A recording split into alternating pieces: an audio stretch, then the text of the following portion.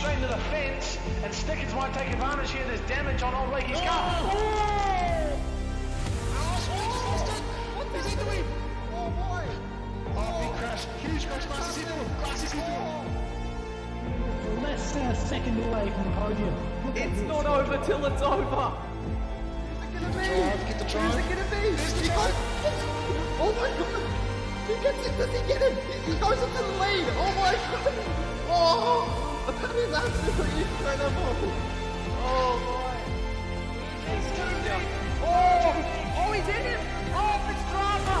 Drama! Oh! Oh! He's gone for a move very opportunistic.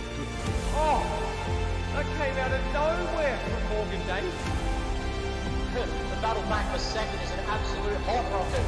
Oh, there's a big tap from Racebeard. The Waking Racebeard to the wall. But he's recovered straight away. That bump was so lucky. We'll get a quick break.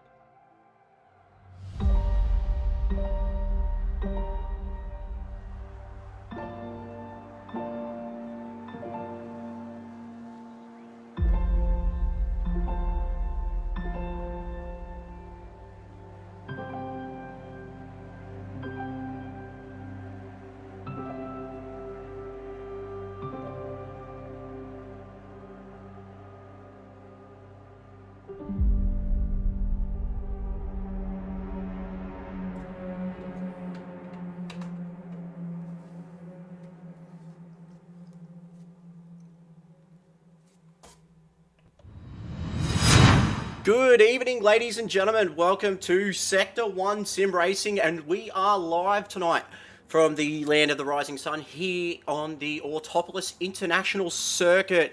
It's going to be an absolutely brilliant night of racing, and we look forward to seeing your company. First of all, my name's Karen, aka Brent, and we're going to get into some Group 4 action, starting off with a very, very angry group. These guys have been punching down laps all day, practicing all day, and they are keen as a bean to get into it. First of all, let's have a look at the track map. Autopolis itself, it is an absolutely wonderful track. There we go. So 15-minute qualifying, of course, 40 minutes around the beautiful circuit, of course, the full Grand Prix layout, including what we call the boot section.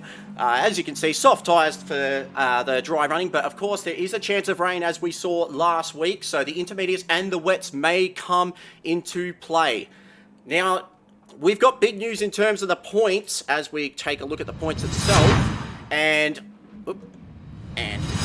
the big news, Rex is out of tonight's race, the equal joint leader of the championship.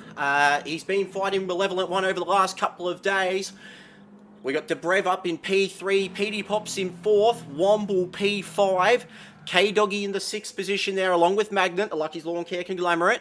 Keza is in P8. Unfortunately, the Good Doctor's not racing tonight for Blacklight in P9. Dazza in P10, and unfortunately, Ambrose is out as well. We do have a couple more bits of housekeeping to do, but we will describe them as the racing goes on.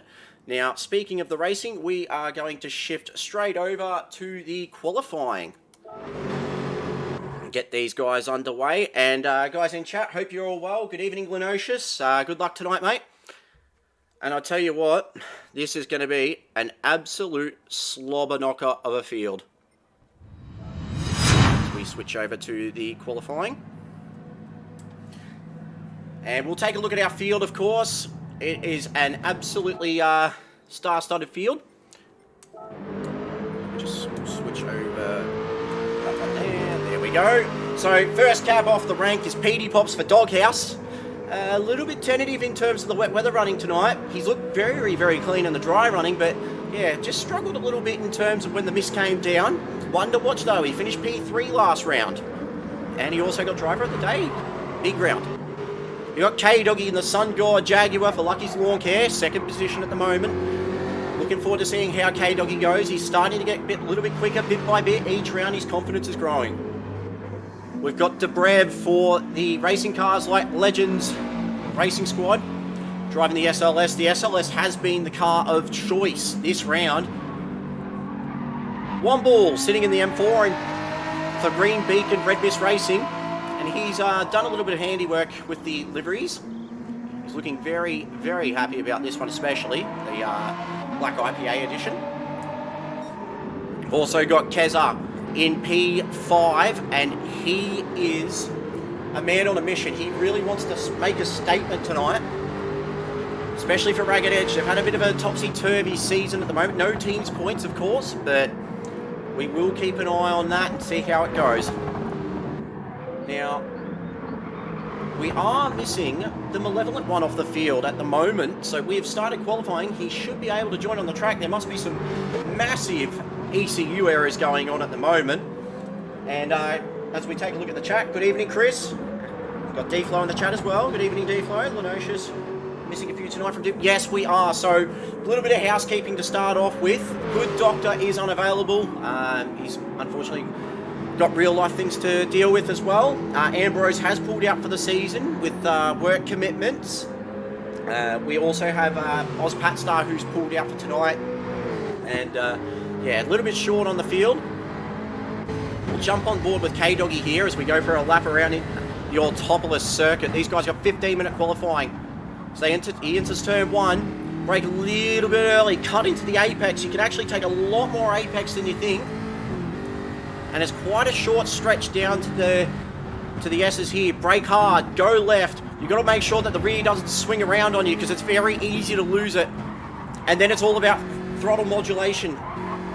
Coming through the double F-hander in the first hairpin here, you've got to pull it right up. You don't want to lose the front grip, and this track is notorious for front end. got the long left-hander. Unfortunately, with Autopolis, the track owners have not given out the corner names. They've kept everything as turn 1 to turn 11. Up to the second hairpin now, you can brake late and hard, making sure you take as much of that apex as you can. You don't want to take too much, so it really can unsettle the rear of the car, and you can flip it round. Now you come downhill, coming onto another right-hander and brake a little bit early, cut in as hard as you can. If you've got a very aggressive setup, you'll be able to maximise your corner speed. And all these long left and right-handers, they'll take an absolute truckload out of the front tyre. This is the trickiest bit of the track though. Coming uphill again, and you've got a double right-hander, followed by another left-hander. You're asking an awful lot of the already punished front-end grip. Then you've got to absolutely pin it for the last of the three, well, this is the longest hairpin, and then you've got to just keep the modulation. You can lose half a second if you don't get a good exit, and that brings you straight back onto the main straight. That's a lap of Autopolis. As K-Doggy sets a 1 minute 52.9. That is a pretty good lap. You'll be pretty okay at the moment with that one, and you'll know that there's more pace to find. As PD Pops has done a 1 minute 48.6 first flyer. That is, quite frankly, stupidly quick lap. And Malevolent One has joined the grid, so it looks like they've fixed the ECU issues, or they've put more fuel in the car. We saw last week with a couple of these boys, they did run out of fuel. We're not going to go where.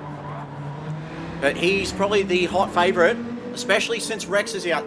So it's all about maximising the points of the championship with the Malevolent One. It's on his out lap at the moment. We check in with Womble, who's 1.2 seconds behind at the moment in the M4. Not many M4s in the field. And the only Mustang on the grid with Rex being out. That takes away the total unknown and the surprise package of Red Mist.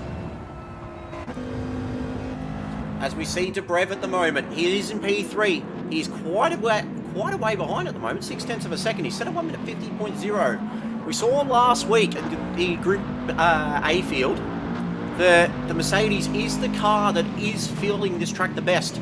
Ricky Bobby, of course, driver of the day last week in that amazing drive in the Group Division 1. So what can Debrev do with all the information and the right car for the track? So Keza set at 1 minute 50.7. He's got a bit of time to find. What can he do here? He's going to go a little bit quicker. 1 minute 49.5. So that's dropped him into second place. Plenty of time though, still to find out there.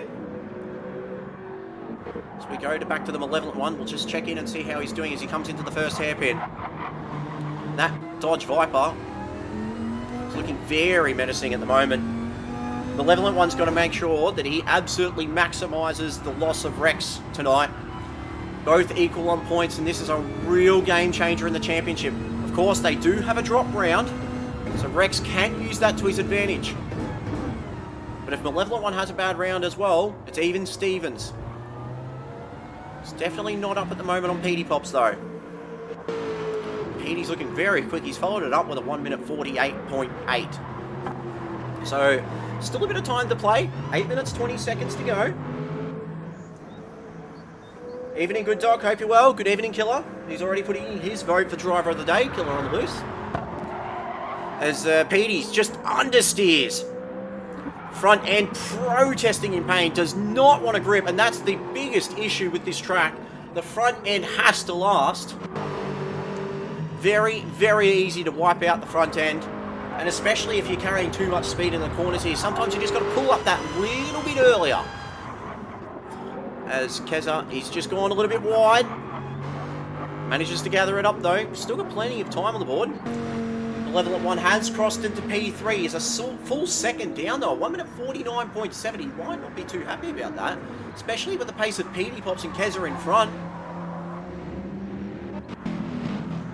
Focusing on Debrev at the moment, who's 1.4 seconds down. He's done a 1 minute 59.6, so clearly not happy with that last lap. Evening, stranger. Hope you're well, buddy. So, guys in chat, make sure you don't make sure you like the stream, of course. Don't forget to subscribe. Hit the little notification bell so you don't miss any of the action. It's going to be an epic night of racing to come, and like we saw last week here at Autopolis, we did see rain in one of the two big groups, and it really evened out the playing field. It maximised some drivers' chances, and others felt quite a bit of pain. We've also seen in the practice sessions a little bit of nighttime running for these guys, first time this season.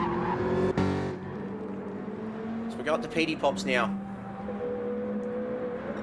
He's looking very handy at the moment. He's only 200ths down on his best time.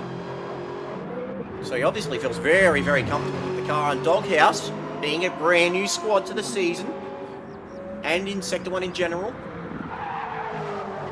those liveries just look very striking indeed. Shades of the fluoro, the orange, the blue, depending on what driver, of course. They're all very individual and very striking indeed. So just keeping an eye with Kezra at the moment. For Ragged Edge Racing, he would have had a lot of info from TX3, who took the chocolates last week. Started to cement a championship. The level at 1 goes up to P2 though. 148.8, that's more like it in the Dodge. So Womble sitting P4 at the moment, 1.2 seconds behind, but he's looking very, very comfortable. Red Mist have had a pretty good start to the season at the moment. We saw Corey Hack last week actually take a top 6, and spirits are very high in the Red Mist camp at the moment. And Debrev at the moment still down in P5. That's a surprise at the moment for mine. A very big surprise. And Petey's come out and he's obviously crossed the track, the pit exit. 3-second penalty. That'll hurt his outlap. Cool the tyres down a little bit, as he's going to try and want to warm them up. On board with the Malevolent one at the moment. Is he up on his times at the moment? No, he's 7/10ths down. So these guys are going to have that little lull. Mr. Brev goes to P4, 149.6. That's more like it.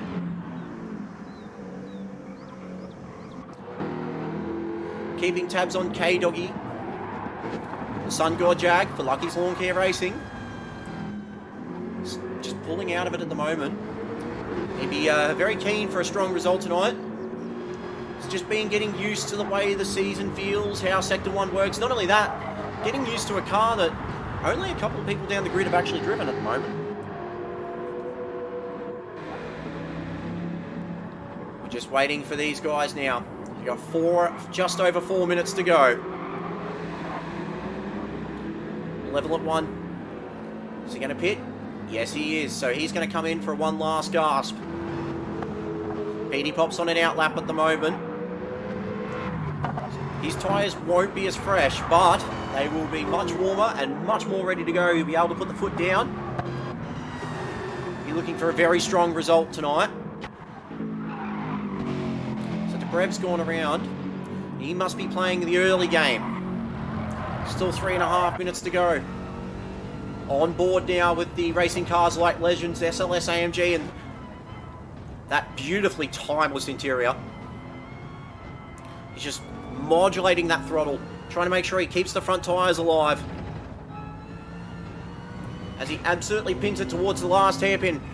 And it goes continuously. It feels like for an eternity. You can hear him just feathering the throttle. Is he going to come in? No, he's planted the foot. Might go up a little bit. There we go, 49.0. So he's found 0.6 of a second. That is a fantastic lap. The Malevolent one's getting ready to go. He's got PD Pops not far behind him though, who is on a hot lap. On board now with the Doghouse Motorsports Aston Martin V8 Vantage. Downshifts just into the long left-hander there, gets a little bit of understeer. Front end just does not want to grip. Is he up at the second sector though? He is up. He's 1/10.5 up. This is looking like a good time. He set that 1:48 very early. Dadson, how are you, mate? Killer in chat. Guys in chat, who are your picks for drivers of the day? Who's your podium? Any surprise shocks you're looking forward to seeing? Or who's got the best looking car on the grid? Petey's just really hammering this. Can he make this time up? Up by 1/10.5. Has he gained time through this final sector? So easy to lose time through here. Absolutely pins it. Was a little bit wide on that exit though. What can he do? He goes 1:48.2. He's found nearly half a second. What a lap. Has the Malevolent One got an answer for that though? He's coming up to the end of the second sector. Oh, the rear end just wanting to sing. He's gone wide in that dodge, so he will have lost a bit of time there. As that front end just... It's also torturous for these cars, especially on the front end. You rip out quite a lot of the grip here on this track, and the track surface is very, very abrasive as Womble's off to the side, gets out of the way. So no, Malevolent One down by 0.8 of a second. I'll tell you what, he's going to be touch and go for another lap at the moment. Less than a minute to go now. Debrev is going to be looking to improve from P3 at the moment. There's a big gap though between him and Petey Pops. Sings it through the big left-hander. It looks like it's gripping very nicely. You want to late apex that, get a fantastic exit as he does. What can he do? Is he up at the second sector though? No, he's down, so that might be the tyres done. Keza in the final sector at the moment. So we come down to the final 10 seconds now. Keza might be the first of the guys that finishes. I'll tell you what, he's gone very wide though onto the marbles. He's going to lose a bucket load of time. He won't be happy with that.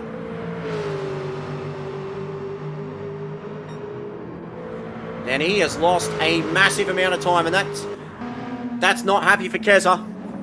Womble's just moved completely out of the way. He'll have absolutely cold tyres. What can K-Doggy do now? He's 0.8 down on his best, so K-Doggy's not going to do any further. Malevolent One down at the final second hairpin.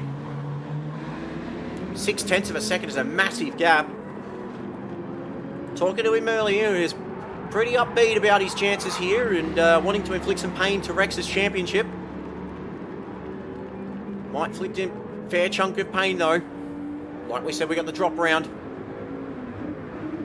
He's up by 100th. He's going to need to find a lot more than that though.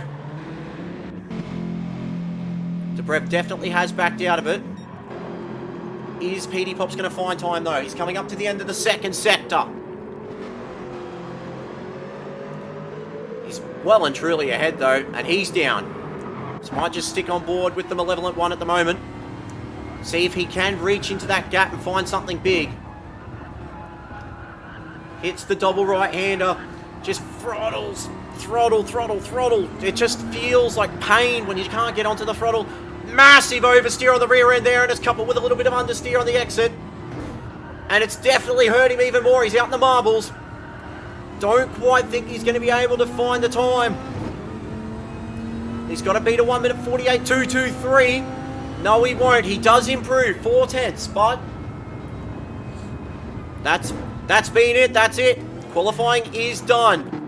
So Petey Pops will take pole position with a fantastic lap of 1:48.223. He set that tone early on with that first flyer of 1:48.6 and never looked back. Malevolent One will be P2. Debrev P3. He'll be happy with that, especially after that start.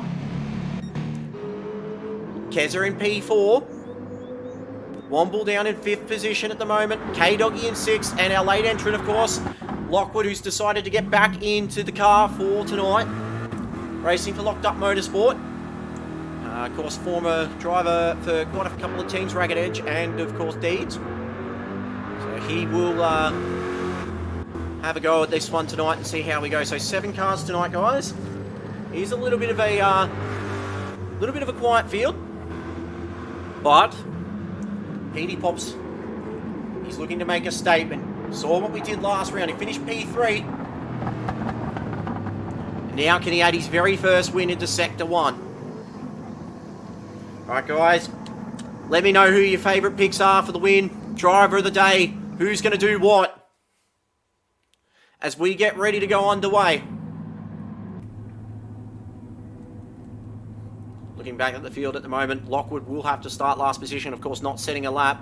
These guys have got 50 minutes. And we are looking forward to these guys having an absolute barnstorming race. And I'll tell you what, it's going to be absolutely phenomenal as these guys go racing. Petey Pops will lead them the way up to the first corner.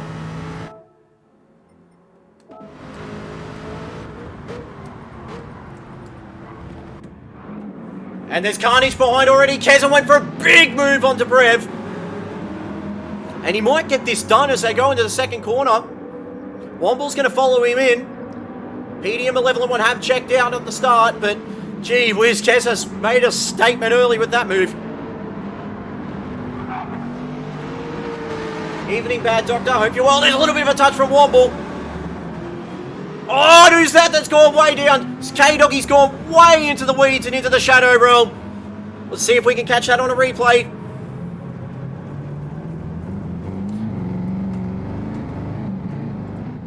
I'll tell you what, that was just straight to the shadow realm.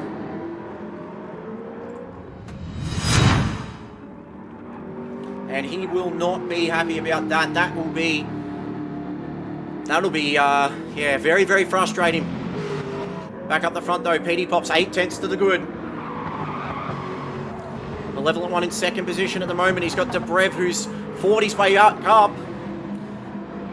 Keza in P4 and Womble in 5th. Womble will be pretty keen to try and get a podium tonight.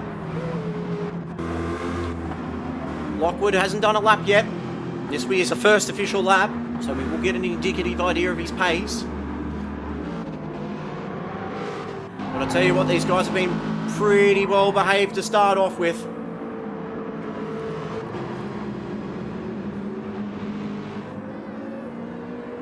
I'll tell you what though, 48 minutes left. This is going to be a long race for these guys. So we check in with the battle with Keza and Womble. Looking back at the Womble now at the M4 from Red Mist Racing against the Aston Martin from Ragged Edge. Oh, he's a little bit wide there on the exit there, is Keza. Won't be too happy about that. He's already lost quite a chunk of time to Debrev at the moment. And at the moment, this is the battle that's intriguing the field at the moment. Lockwood's got a lot of time to find to catch these guys, but with more time, he definitely will find them. So we're looking about, strategy-wise, about 25 minutes, even splits. We did see a couple of drivers, of course, play the long game in the hope of rain.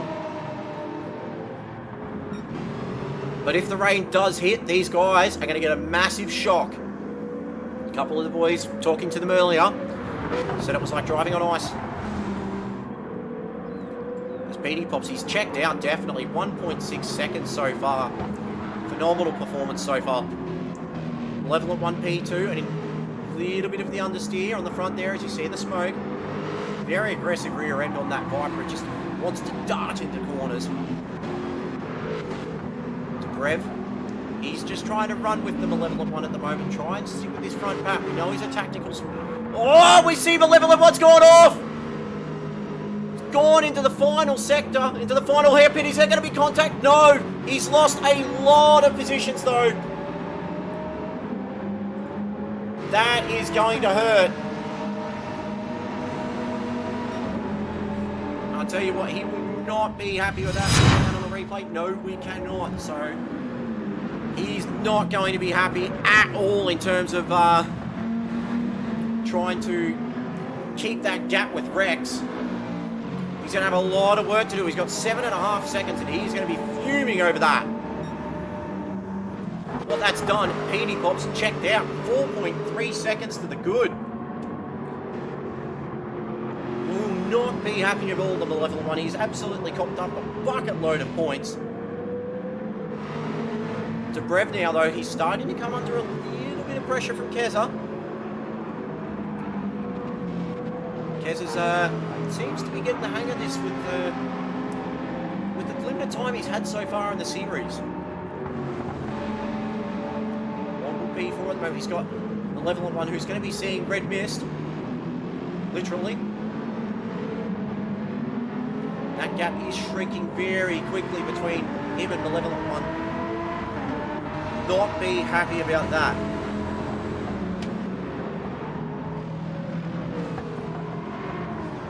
Lockwood in P6 at the moment. Plenty of time. But he's already lost 9.7 seconds, so he's had a bit of an off. You see the front of that Corvette is just understeer. It just does not want to grip.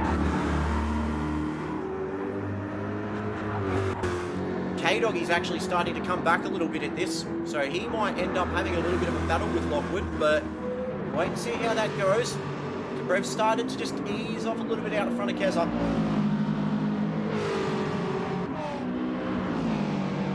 Seems like Womble's started to claw back a little bit of time at the moment between him and Keza. He's actually gapped the Malevolent One a little bit too. So 1.6 seconds now. That gap half a lap ago was under a second. Malevolent One, they've got a lot of work to do. I'll tell you what, he will not be happy about that mistake at all, especially with the championship on the line. Him and Rex on equal points and a drop round in effect. He could be able to use it, but then he's going to have to rely the rest of the season on just making as many points as possible. I'll tell you what, to Brev though at the moment, he's starting to stretch the legs of the SLS AMG. And he's actually found a little bit of time on PD Pop, so now it's 3.5 seconds to the grid, and it's dropping considerably. On board now with the Racing Cars Like Legends SLS. Very, very easy to make mistakes here. It's the tyres where you've got to start braking that little bit earlier, especially when you rely on the front so much here. Abrasive surface. You can hear him already just trying to take it easy. Looking back to Keza now, and that gap is definitely starting to stretch, 2.2 seconds. So Brev looks like he's got the pace at the moment to run with Petey. And Womble hasn't really lost touch of Keza either. That'll be interesting later on. These guys will start playing strategy games and trying to make sure that they've got more fuel than the next person in front of them. Saw last week a couple of the cars just didn't really have the fuel advantage that others did, especially the big heavy American machines. Level 1, he hasn't really made inroads on these guys at all. But K-Doggy now has gotten in front of Lockwood, so Lockwood's definitely had a bit of an error somewhere. That gap not only shrunk, it's grown considerably. So, Lockwood, he's got a long way to go, 41 minutes still remaining in this race. Back after a long hiatus, leading the way for Locked Up Motorsports. Decided to try his hand with a new squad tonight. And this season he's just really sort of come of age as a team owner. Got a very solid squad behind him, including a couple of the guys you will see in our next race. PD Pops now, he's also got a driver coming up in the next race as well. There's one of the big favourites, I'd say. He's just holding station at the moment, 3.9 seconds.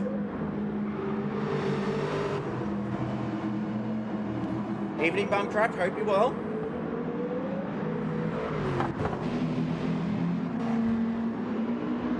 Womble's really holding his own here against Keza at the moment. I believe he's the only M4 driver in the field in the entirety of all of Sector 1.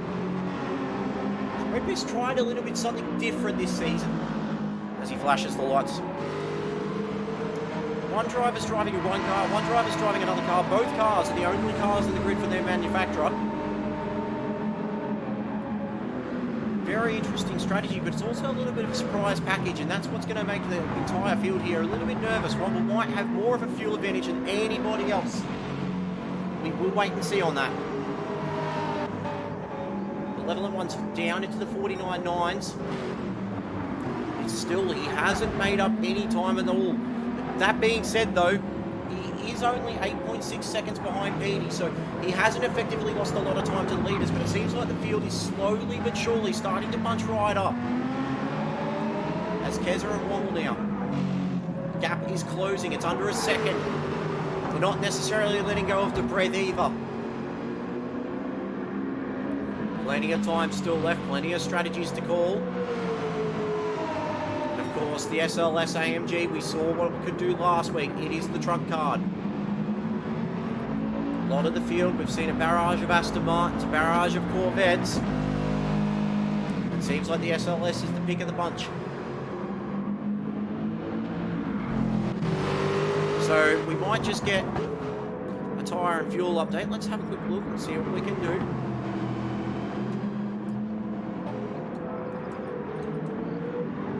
There we go. So as we can see, Petey pops. 2/3 of a tank at the moment. Tyres look pretty good, pretty even wear across the broad. 4-second gap back to Debrev, and you can see he's really worked the front end of that car hard, especially the front left. Also sitting on 2/3 of a tank of fuel. Very consistent laps though. Look at that, last 3 laps, 1 minute 50 flats. He's definitely lost time that lap. Keza, P3 at the moment. You can see tyres are wearing quite evenly. Still a little bit of punishment on that front left tyre at the moment. 2/3 of a tank. Womble's really looked after. He's got very even wear. He's used a lot more fuel though. Over half a tank. His tyres looking probably the best of the lot so far. That will help as the time goes on. And the Viper of Malevolent One, the fronts are suffering, but he has a major fuel advantage at the moment compared to the rest of the field. Rear tyres looking fantastic, but he is relying heavily on that front end grip. K-Doggy, tyres look very, very good, and he's just under 3/4 of a tank, looking very decent. And Lockwood, he's chewed up the fronts a little bit. 2/3 of a tank. Still a long way to go though, but Petey Pops has definitely got the advantage. 4.5, 4.6 to the good. And it's definitely tightened up even further here. Debrev's only 1.6 ahead of Keza, who's got a face full of red mist behind him with Womble. And the Malevolent One's had a major moment somewhere as well. He has dropped right off the back of that battle. So it seems like the fronts have definitely gone on him. But the problem is, it is too soon to pit. Still a long way to go, and you really don't want to pit at this point. The undercut is effective here, but you leave yourself seriously vulnerable towards the end of the race. Will rain be a factor, is the major question here. The likes of K-Doggy and Malevolent One will probably need the rain to hit. It will sort out the med from the boys once it does though. Big gap at the moment to the field, 30 seconds across the top 6. Lockwood's just have a bit of a Sunday cruise at the moment. You can hear the front tyres there, they just do not want to grip up at all.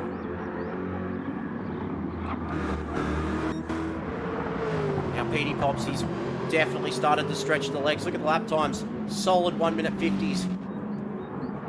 He is definitely holding great pace at the moment. Compared to last lap for Debrev, a 1 minute 51.2. So he's already lost quite a bit of time. I'd say probably a second and a half to Debrev over the last lap and a half. Won't be happy with that.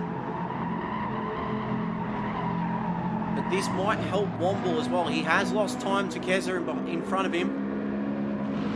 But the front end of his car will be the grippiest of all. But how much fuel does he want to use? Because he's already used quite a lot. Oh, Debrev's gone! Debrev's gone, he's off!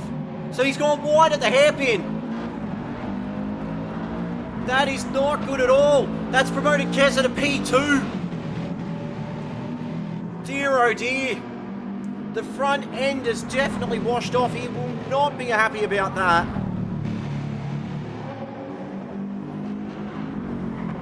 That is unfortunate. Now he's got a lot of work to do, but what that's done now is promote Keza to P2, and Womble is now in a podium position. There's a long way to go in this race, but gee whiz. A lot of work to be done. Oh, I tell you what, if Womble got into P2, all hell would break loose in the Red Mist factory. But that gap now of 8.8 seconds to the leader, 6 has become 3 in that gap. Malevolent One is definitely struggling though compared to Dobrev. At lap time, 1 minute 51.4 last lap. Apart from that off, Dobrev hasn't been any slower. And as race goes on, fatigue will be a factor with these guys. These guys, they run relentlessly, they train hard, everyone trains on the track every week. A lot of these guys put serious miles into their cars. We've seen a lot of drivers have over 3,000 kilometers on their chassis already, and we've only done 3 rounds.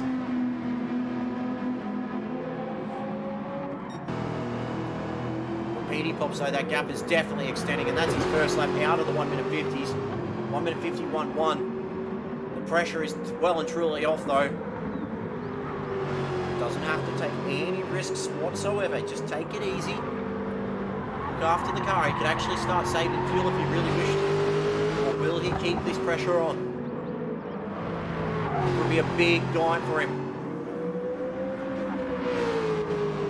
Keza in P2 at the moment.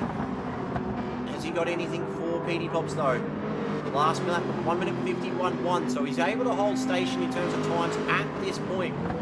But is he using up the car more? That's the problem. Fastest lap of course from PD Pops at 1 minute 49.2. Evening Adam, hope you're well buddy. Your man is in P3 at the moment. Team owner of Red Mist Womble. Be ecstatic if he can land this one. A very good weekend indeed for Red Mist Racing.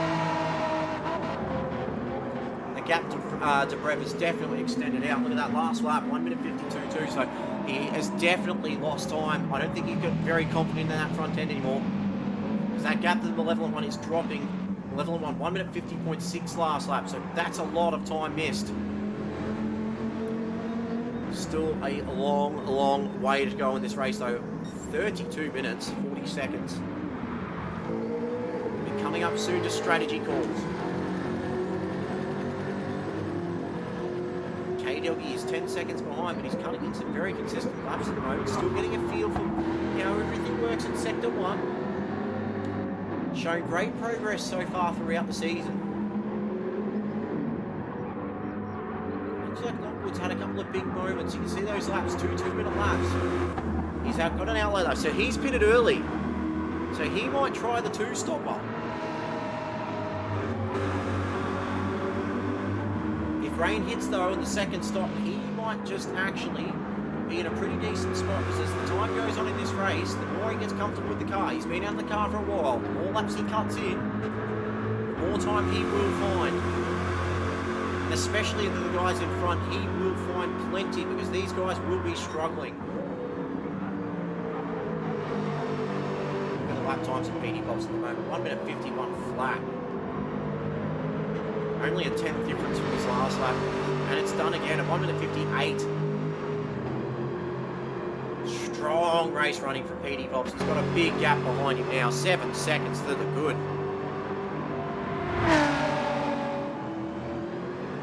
Long while to go yet.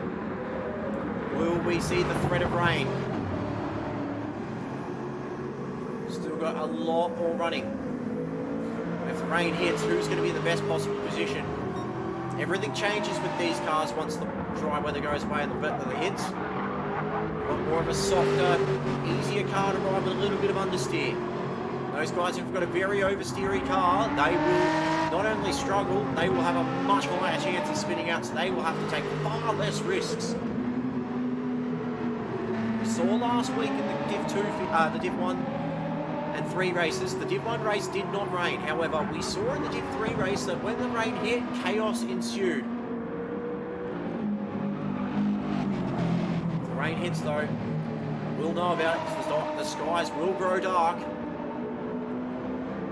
A little bit of damage to the front right there of the Brev. So he's obviously hit something. Might have been on the exit when he went off wide here at the second hairpin a few laps ago. The level at one's caught up a little bit, so the gap has dropped quite substantially actually, about 2 seconds. Only lap 11 though, half an hour to go. Still could find a podium if he's got constant pace.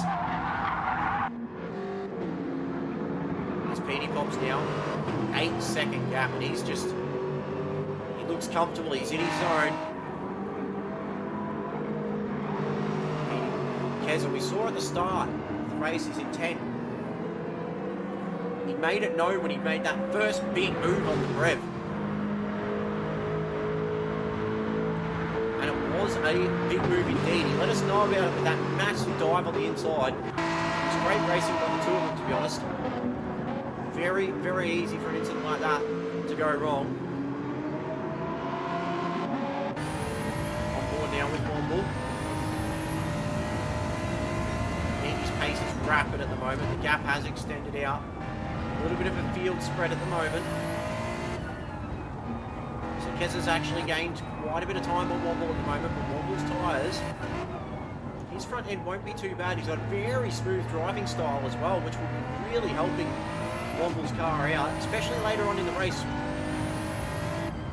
It's that fuel disadvantage which is really hampering him. Keza will have an absolute truckload of fuel compared. That gap could very well increase. To Brev now though, 7 seconds behind, so he's holding off. He's holding off to Brev quite nicely as Womble. He's actually extended that gap quite substantially. Brev is, yeah, he's in serious trouble at the moment by the looks of it. He's lost a lot of time, especially in his first half of the lap. That's allowing the level at 1 to close in. 51.3 last lap. It's good pace considering his tyres.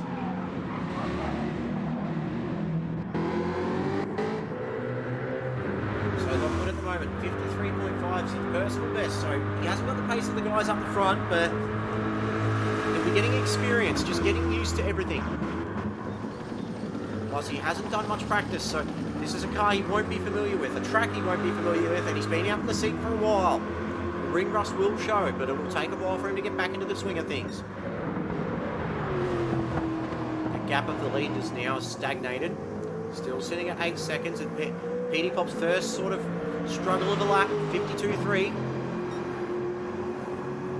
Are those front tyres going to hold? Is he going to go long? Or does he start to think about playing a bit more of a strategic game? As we look at Keza in P2. It's a very tricky track, Autopolis. It's very technical, very easy to go off. We've seen a few drivers already have moments. It is quite easy to understeer off if you've got a lot of pace behind you.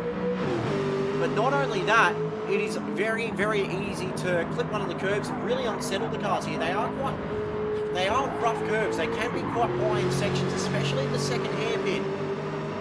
It is an elevated hairpin, and if you're not careful, it will throw you sideways when you put the foot down. So Keza was quicker that last lap. He's actually found quite a chunk of time. Petey's now 7 seconds ahead. Womble's actually keeping pace with Keza at the moment. And that gap between Dobrev and the malevolent one is closing. 2.2 seconds now.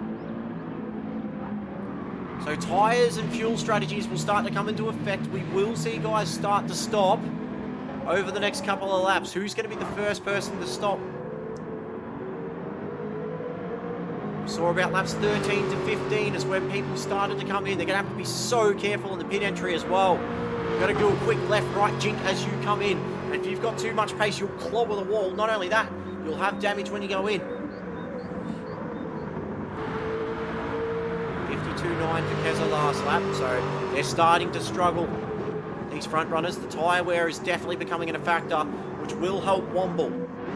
As Dobrev is the first one to blink, he's the first to pit.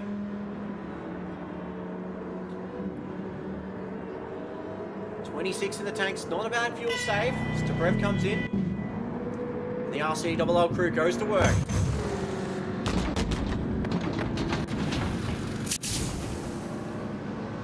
So we'll see how Dobrev goes with this undercut, see what times he can set. Lockwood has pitted. It's the first real indicative times we'll see from Dobrev. It's going to be very, very interesting though to see if the rain does hit. I think a couple of these guys will be relying on the rain quite significantly. That gap from Petey to Keza now is really starting to drop, so either Petey's starting to conserve a little bit, or he's just managing to control the pace of the race. That's advantage Petey Pops. Been a great start to Petey Pop's career so far here in Sector 1. Started last season with CP Motorsports. Struggled a little bit early on, but this season at Doghouse really found a home. He's worked very hard. He's put good pressure on these guys, and he was rewarded last round at Trial Mountain with a podium and drive of the day. Kez is really starting to struggle. You saw that rear end just have a bit of a moment coming into the final hairpin. And that gap to Womble's definitely closing, so the tyre advantage is really starting to come into play here. Does Keza pit? Yes, he does. He is in. He's very cautious coming in too. Decent fuel save, so this will be indicative. There's a lot of times back to Dobrev. He is the first true racer to have pitted. He will be a fair way behind because of that off.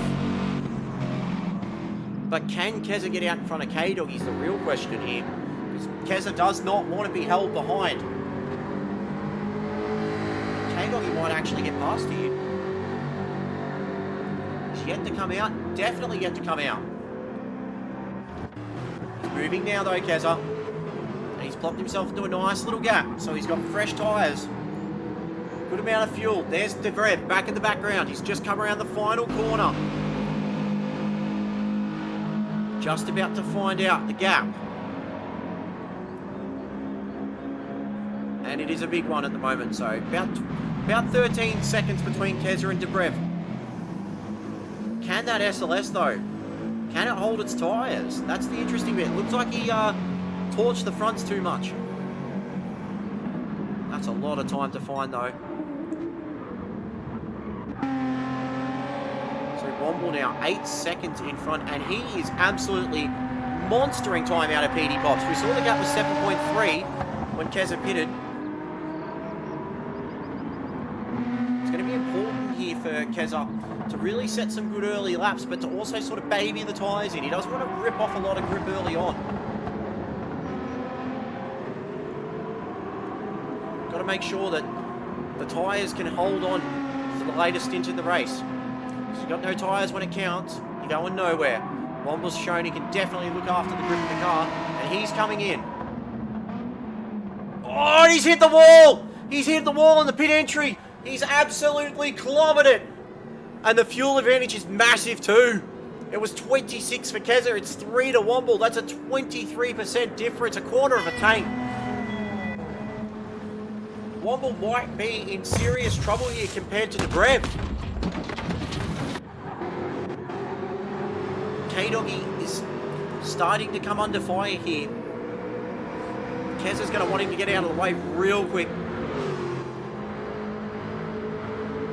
That hit on the wall too. That would have caused quite a substantial amount of damage on the front end. Could have caused engine damage. Could have done a world of trouble. So Womble's gone back out with a fuel tank of fuel. And where is Dobrev? Dobrev's right there. So Womble has definitely lost out. Dobrev will have heated up tyres. But taking on a full tank of fuel, that is massive punishment. Keza, he could extend this gap quite significantly here. But it all depends on what K-Doggy does. It's not his race, K-Doggy, against Keza. but he's entitled to fight for position. He can make it more difficult if he needs to. There's no blue flags in this situation. K-Doggy goes defensive. Look back at the sun god like his Lawn Care Jaguar. Kez is going to have fresh boots on.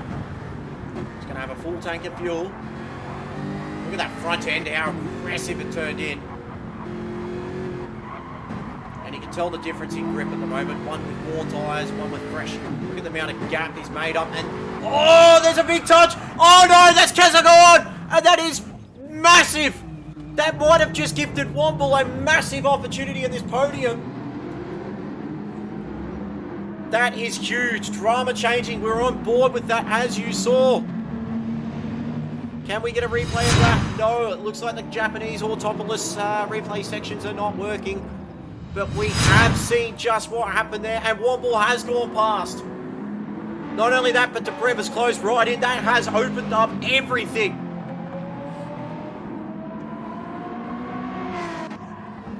And K-Doggy's come into the pits. That was an absolute...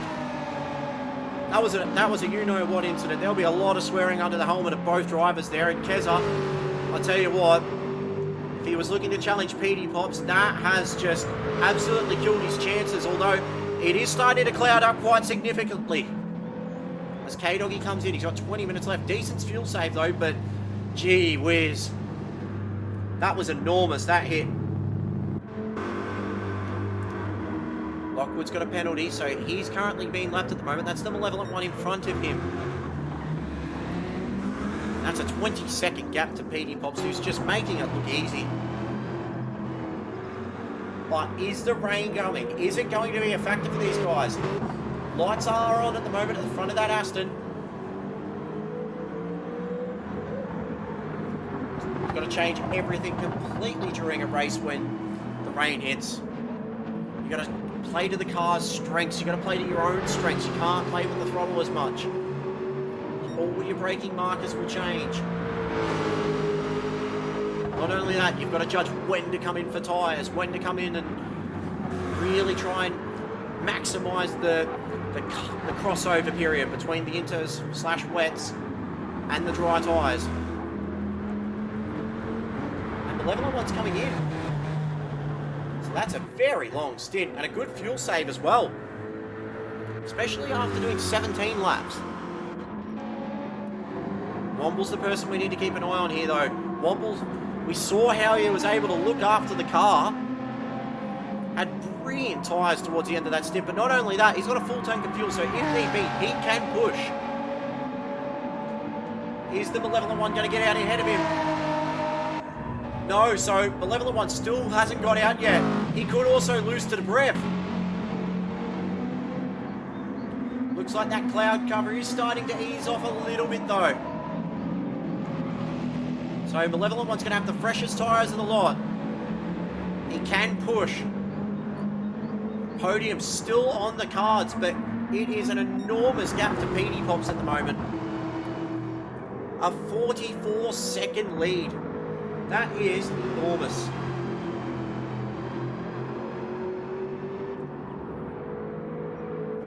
I'll tell you what, Keza in P5, that was a bittersweet symphony. That contact with K-Doggy, and you can tell from the front end of that Aston Martin, there is a lot of damage to the front of it. That really did not help things. He's got to find 6.2 seconds against the Viper that's got fresh tyres and full fuel. And as we saw in qualifying, it was very quick. 2.3 seconds Malevolent one to Debrev. So you feel that Debrev, the first of the stoppers, starting to clear up the weather. And PD Pops is in, but he's got a 43.5 second advantage. Plenty of time still to go in this race.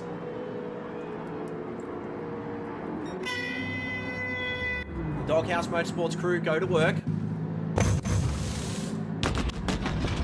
Very unique livery this season for the Doghouse crew. Each colour is an individual driver. And he's coming out with just under half a tank of fuel. 15 minutes to go, fresh set of boots. So look at that gap now. It's just starting to stabilise a little bit. We'll see the true form of the first and second battle. It looks like it's going to be about over 10 seconds. It'll take a little while for Petey to just look after those tyres and get him in, but in terms of tyre life, he will be okay. Gap between Dobrev and the Malevolent One. Starting to drop though. Still plenty of time though, 15 minutes. Be another classic Deeds Racing versus Racing Cars Like Legends battle all over again. The gap is dropping though.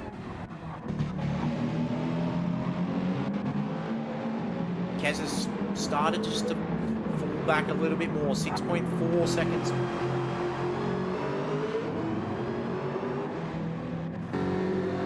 I'll tell you what though, there's still a long, long way to go.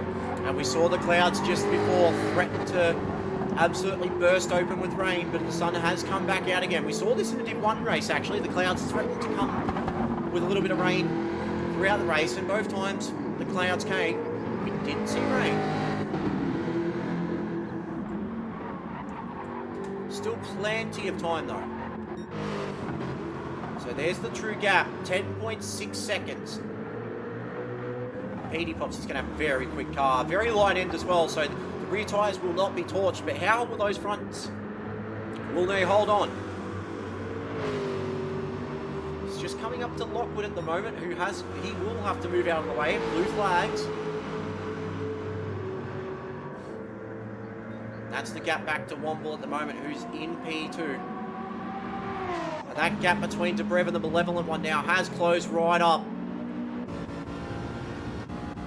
On board now, the RCSSLS. Quite a tongue twister, but he's got more of a twist behind him now as the Malevolent One closes right in. That Viper's front end looks very aggressive. We saw how much those fronts were torched in that first stint. It's only 3.4 to Womble as well, but we've seen that BMW in the later stages in terms of tyre life really, really look after it. Oh, his Malevolent One's going to go for a big look. Can he get it done? He does, and he gets it through. Very clean racing between the two drivers. Great awareness there by Dobrev. Great commitment there by Malevolent One, and both guys get away with that unscathed. Now the Malevolent One's got to go chasing after Womble, his old team boss. Womble might just be happy to take P2 here. He might not have an answer for Petey Pops, but can he defend hard enough against a charging Malevolent One? Seeing the guys in chat talk about the next round at the moment. And I'll tell you what, you're all right, it will be a championship changing event. We've seen big moments happen at our next venue, which we will talk about next. What does it mean though for Petey Pops though? If he can hold on here and take this first win of his S1 career, does that put him into the championship fight? Of course, with Rex using a drop round, that'll bring everything in a little bit more. Rex cannot afford to make a mistake for the rest of the season if this happens, whereas Petey and Malevolent One, they will have to, they won't have to, they will, won't, have, not, will, what? Leave it there. They can't afford to make a mistake though, these guys. There's still 10 minutes left. There could be a late shower. And that gap to Womble, it's definitely dropping. Look at that, 1.6 now. It's dropped a second in the last lap. That fastest lap has not changed. And look at that, Malevolent One has left Dobrev well behind. So this is the battle we're focusing on at the moment because it is definitely closing right up.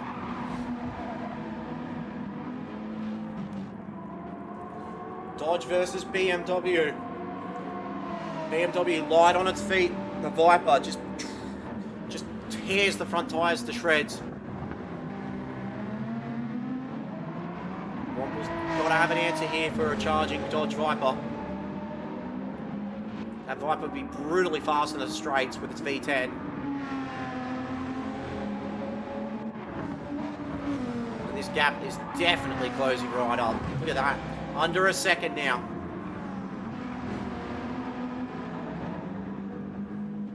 What does Womble do? Has he got an answer for the malevolent one here? He'll be stoked if he can pull off this P2.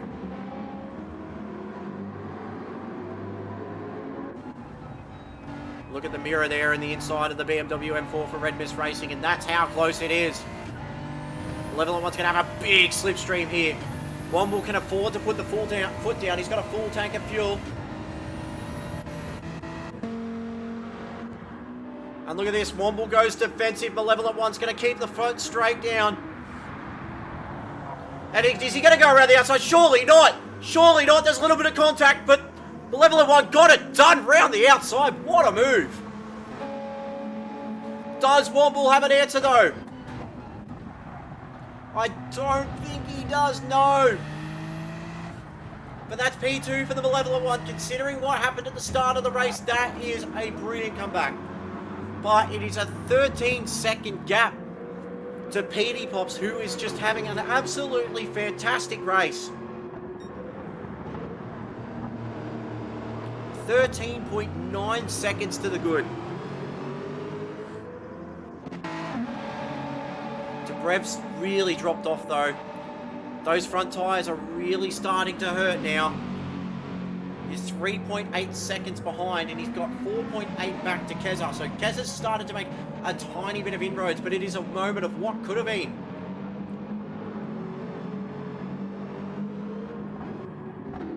K-Doggy there in P6. And he won't be happy over that contact either. He'd be absolutely gutted with that. Wasn't really in a chance to be in that battle. He was entitled to fight for his position, but he copped that massive whack. Stewart's been deliberating about that one for quite a little while. And here's Lockwood now. So Lockwood, he may be a lap down now, but he's just going to be happy getting out there.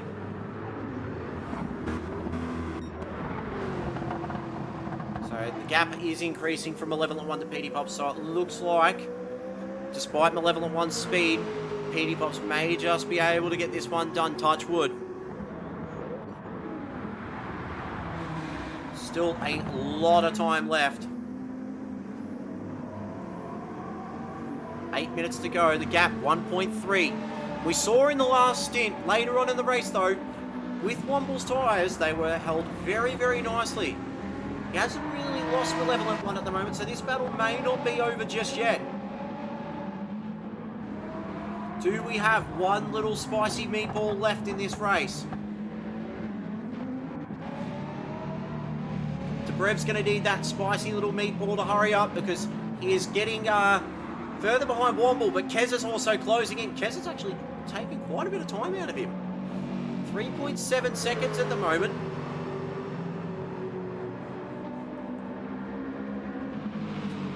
Brev could just lose P4 here to Kezo here. That gap is dropping all the while. And likewise, from Malevolent 1 to Womble, it's really not dropping at all. Nor is it growing though.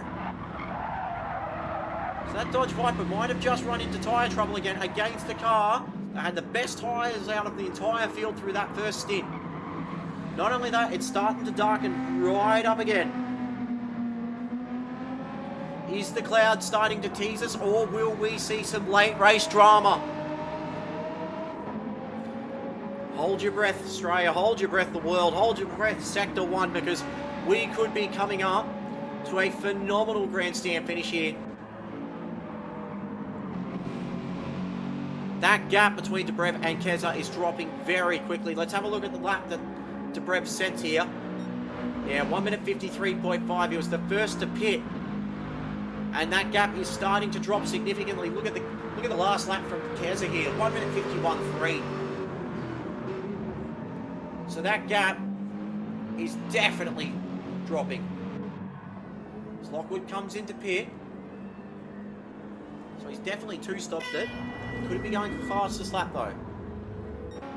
Still points on board for that. It's a 1 minute 49.289 held by this man here, PD Pops. He has driven an absolutely supreme race so far. He's looked very strong from the outset. He set the tone early in qualifying with that 1 minute 49.6 first flyer. An absolutely brutal lap. Dropped it to a 1 minute 49.2. Took pole with that lap, and he's actually matched that race lap here. So it looks like the cloud cover just on the later sections of the track hasn't crept over yet, but at the start of the track it really has. So that gap definitely has dropped between PD Pops and Malevolent One now. 9.3 seconds, but it's still well and truly advantage PD Pops. And that gap to Womble, it's gone out. 3.2. So the battle that we're looking at now, Keza v Dobrev, the gap is dropping. Ragged Edge versus Racing Cars Like Legends. Still plenty of time left. 4.5 minutes. Probably see 2, maybe 3 more laps. And I'll tell you what, 2-second difference in lap time means that Keza could be on Dobrev's case within 2 laps. This battle ain't over, not by a long shot. This Aston definitely knows how to look after its tyres. Keza did a great job in that first stint, only had front left issues, whereas Dobrev really struggled. Beautiful orange Ragged Edge Racing on point profiling Aston Martin, that is. Of course, all cars in Sector 1 look absolutely fantastic, made by our livery lords in-house. Look at that gap now, it's definitely dropping. It's 1.4 now. And they're nearly within QE of each other. And look at that, that's all that stands between Keza and a 4th position. He's definitely struggling on front end grip there in that SLS, so he's not got that late race pace. We saw that early on. That gap could be under a full second here. Keza's able to brake so much later. Made up 5 tenths there just in that braking zone. Dobrev is obviously in struggle street here. But he's going to have to hold on. He's only got 3 minutes left.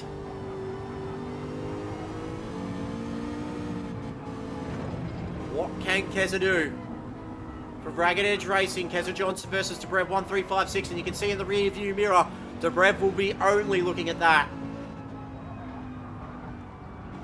We've got 2 laps, I'd say, left to go. And Dobrev really struggling. He's out in the marbles there. Keza well wide though, that's going to compromise his exit. But he will be in the tow.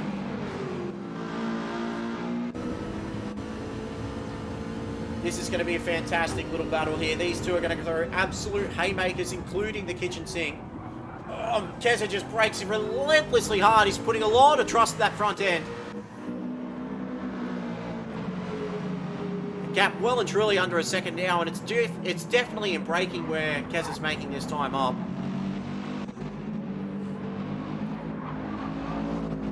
That gap between Womble and Malevolent One, though, well and truly blown out, 7.5. While Malevolent One's been able to make gains, it's not going to be enough. PD Pop's still in the lead, but we've got to focus on the battle for P4 at the moment. Dobrev just needs to hold on. That SLS is just struggling. It's crying for the checkered flag right now. And we saw what happened in last lap. Keza made half a second here just in braking alone. And he is right behind Dobrev. Dobrev can't afford to put a foot wrong though.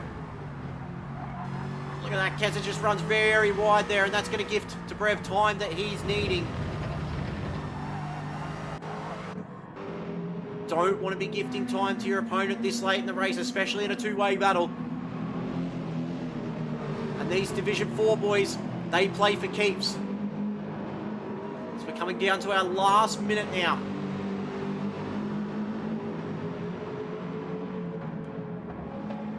Keza may just have to throw everything in this final lap. It'll be an all or nothing moment. He's got nothing to lose. He's got K-Doggy 28 seconds behind.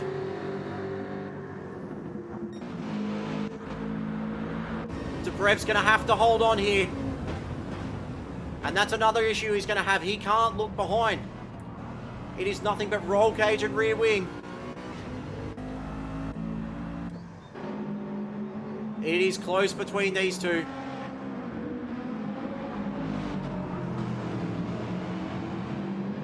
Coming down to our last minute now, so these guys might not get one more lap. And it is well and truly on between these two. Less than half a second now. Keza cannot put a foot wrong if he wants to get P4. And if he's going to make it count, he needs to make it count through the second hairpin. He's either going to get him on the braking zone, or he's going to set him up for that late race pass. Lockwood crosses the line, P7 in his return drive. But we will go back out up the front, because this is the final lap. This is the final sector. But this is only the start of PD Pop's career. Started with CP Motorsports last season. Found it going tough. Copped a few hard knocks. He's moved to Doghouse Motorsports this season. Scored his maiden podium at Trial Mountain. And I tell you what, this is going to be a very, very popular win for the Sector 1 field. PD Pops, he has dominated this event. He has dominated this drive. And he wins at Autopolis. A fantastic recovery drive by the Malevolent One. P2, he will take the championship lead. And P3 for the podium. He will be ecstatic with this. There will be beer flying all over the place. Wobble takes it. Debrev does hold off Keza for P4. Keza will take 5th. It's a big moment of what could have been. And for K-Doggy, he'll be feeling pretty gutted about that. There'll be a lot of questions asked about that contact in that race, but gee whiz. He'll be gutted, but it's all a big learning curve for him, and he'll bounce back. He will take P6, but congratulations goes to PD Pops. An absolutely dominant performance today. He'll take the checkered flag. He'll take first place. And is he going to be a factor in this championship? We will wait and see.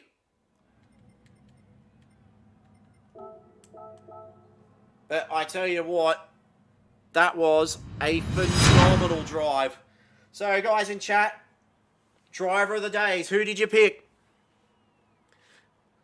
That was a pretty spread out field towards the end there, but I tell you what, that was absolutely fantastic racing all round. And I think I'm going to give my driver of the day, personally, I think I might it'll have to be PD Pops, I dare say. PD Pops just absolutely cannoned that field. He just made it look easy. And he set the tone very, very early in qualifying. And, yeah, what an event. Now, at this time, looking into the Div 2 field, I'm going to introduce the one and only former champion of M3s, Captain Muffin, aka Aiden. Are you there, Muff?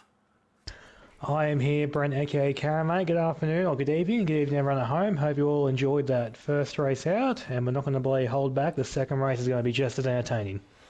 Oh, so did you see any of the event, anything from that last race? I was watching from the pit lane, mate. It was very entertaining to see. PD Pop's out, like you said, absolutely dominant display, and Womble getting the podium, mate. I'm not sure he's got enough green beacon on standby for how much he'll be spraying at that. He's going to be going mental down the pits. I'll tell you what, it was a phenomenal drive by Womble, and he had the best tyres in the field, bar none. Looked after those fronts, and that's been an entirely different kettle of fish in terms of Autopolis, which is notorious for just eating front tyres for fun.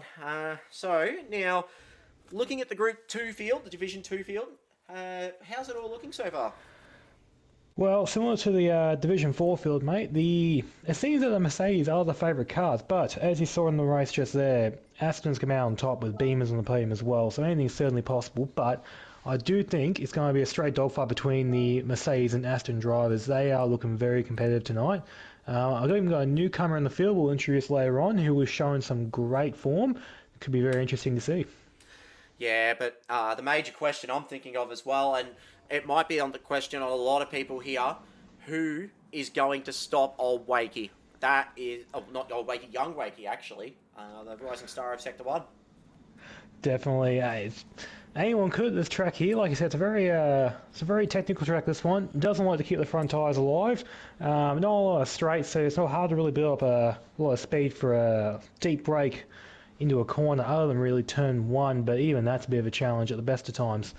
So it's going to be very interesting to see what happens tonight. Yeah, I agree completely. Now, I reckon we might just jump into qualifying. What do you say? That sounds like a plan to me. I will let the boys in the pits know to get their overalls on if they aren't already. Empty all unnecessary ballast and let's get ready to go. So, a lot of guys in chat at the moment. We're just having a look at drives of the day. I'll tell you what, it is pretty much a very, very popular decision. Dadson has said, well done, Poppers. The stranger, you smashed it, Poppers. Drive of the day to Brev from VF for racing with COVID. Very good point. He's got the spicy cough, unfortunately, and he'll be very under the weather, so that will affect his concentration. Muffin said Womble drive of the day. Adam, Womble, it's got to be. Dadson, Pops drive of the day. Stranger drive of the day. Petey Pops, Womble drive of the day from Killer. I tell you what, Adam has hit the nail on the head. We do have a debutant for Ascension Racing tonight, which is going to be very, very interesting indeed. And I'll tell you what, he is apparently Div 2 pace. So these guys might have a bit of a time to handle. Definitely, he's going to be shaking up the field. Young Wakey, old Wakey, Lenosis, and all the guys at the front there, they're going to have a hard time adapting to him being part of the fray now. He's really going to insert himself into that front pack of the field and really sort of claim his stake. Let the boys know I'm meant to be here. Yep, so we'll get qualifying under action in a matter of seconds, guys. If you've joined the stream so far and you like the racing, make sure you smack that like button. And don't forget to join the Discord. It is in the links below in the description here. You're more than welcome to jump in the Discord, have a chat, introduce yourself. And if you do want to get involved, we do have spots available at the moment. So It's going to be quite good. Definitely, it's going to be very good indeed, and I can definitely attest to Sector 1 being a very good league to be a part of, very good racing, very clean racing. All the boys and girls here really know what they're doing, and I've got to say as well, all the livery lords making the cars look spectacular week in, week out. It's genuinely amazing. Alright, so we're just about to cross over to qualifying now. We get to the track, and we'll start off with the guy who is leading the Division 2 Championship at the moment, young Wakey, aka Wakey06, hasn't put a foot wrong all season long. He has been dominating this field, and he was a big shock last year in the Sylvias and in the what did we race last year? I can't even remember. It's been so long since we've been on the field. But we raced the Porsches, mate. Yeah, he was. That's right, and he was a rising star very, very quickly in the Aston Martin. Who's got the pace to beat him tonight's the true question. Couldn't agree anymore, Karen. And just following in behind him, we've got D-Flow in the Games and Mercedes, I should say, for RCLL. Look at in practice, looking very, very consistent when he's driving. Probably not the fastest out there, but he's always been towards the top and setting pretty good time. So if he's able to replicate his qualifying pace in the race, he will be a real contender when the green flag, red lights go out. That's what I'm trying to say. He'll be distracted by the flashing, well, not the flashing, but his windscreen wipers being stuck on. Typical Mercedes engineering. But if I know D-Flow, and I do, he'll be a force to be reckoned with. We've got Stickers, who's driving for Dadson, come back into the season after a little bit of a layoff, and slotted straight in as if he never left. He was our Rising Star winner, of course, last season. He narrowly beat Wakey because he got into Group A and he made it his own. He really had some solid standout performances, as did old Wakey in the Corvette for Locked Up Motorsport. We saw Josh Lock just before struggle with the Corvette a little bit. Does old Wakey have that pace is the real question. I reckon he does. Sorry, I didn't want to cut you off there. My apology. I reckon he does, but I'll continue on. We'll go 1 for 1 here. Luscious Lanosis here, currently 5th in the field. In the Mercedes here, the nice sort of black-white with hints of pink. He is going to be on some retribution from last time out after he started off well at Trial Mountain, but unfortunately a mistake at the first third of the race really put him undone. He'll be looking for some payback. Not really payback, retribution. And they're already celebrating at Doghouse, but Evil Evo could give them a bit more to celebrate. He is one of the hot favourites for tonight's event. That Aston Martin has been quick all week, and Evil Evo is not afraid to lick the stamp and send it on these guys, as is the guy behind him and your teammate, Muffin, race fan. Yeah, certainly race fan. I've been talking throughout the week. He has been showing some nice consistent form. He is really also really liking that Aston. Like after the events of last week, as you might have saw, a little bit of contact with some other drivers on the field, which unfortunately sort of derailed his progress, but he's going to come back now, faster, stronger than he was before, and he's going to be a real contender at the front. Now, we'll get into a little bit of housekeeping here, and Adam is pretty adamant to let me all know about it, because this guy is quick. Sheeshlol, or as I'm going to call him Sheesh, because he's damn bloody quick, for Ascension Racing. Got the call tonight to get behind the wheel, and he's looked very comfortable in that Mercedes SLS. He's gone straight to the top with a 640. Oh, wow. Yep, sheesh indeed. Wow. I believe it's pronounced sheesh after that. Yeah, and I can guarantee you a lot of guys won't be saying sheesh up and down the field. There'll be a lot of swear words, because that is a wickedly quick time straight off the bat. Freelic's down in P8 at the moment. Of course, his teammate for Ascension in the Aston Martin. He got a bit beaten up last round at Trial Mountain. Wants to bounce back with a vengeance, as does Black Project for Blacklight Motorsport, and he's in the Aston Martin. I'll tell you what, it's got a bit of shades of Cyberpunk 2077 Afterlife livery about that colour design. I love it. Definitely, I like the look of that car, the sort of black with the little sort of lime green hints in there. It's a very sort of like a futuristic design. It really makes the Aston pop, in my opinion. He's going to be doing well tonight, I do believe, as I do believe was our last driver we haven't introduced yet, Mr. Bumcrack, in the third of the locked up motorsport cars in the field, if I'm recalling correctly. Currently sitting P11th, but he's got some time to find there. 148.4 is a good time, but I do believe he's got some more in the tank. Yeah, that's correct. And I do believe, coming down to D-Flow, he's got a lot more to give than that 47.6 at the moment.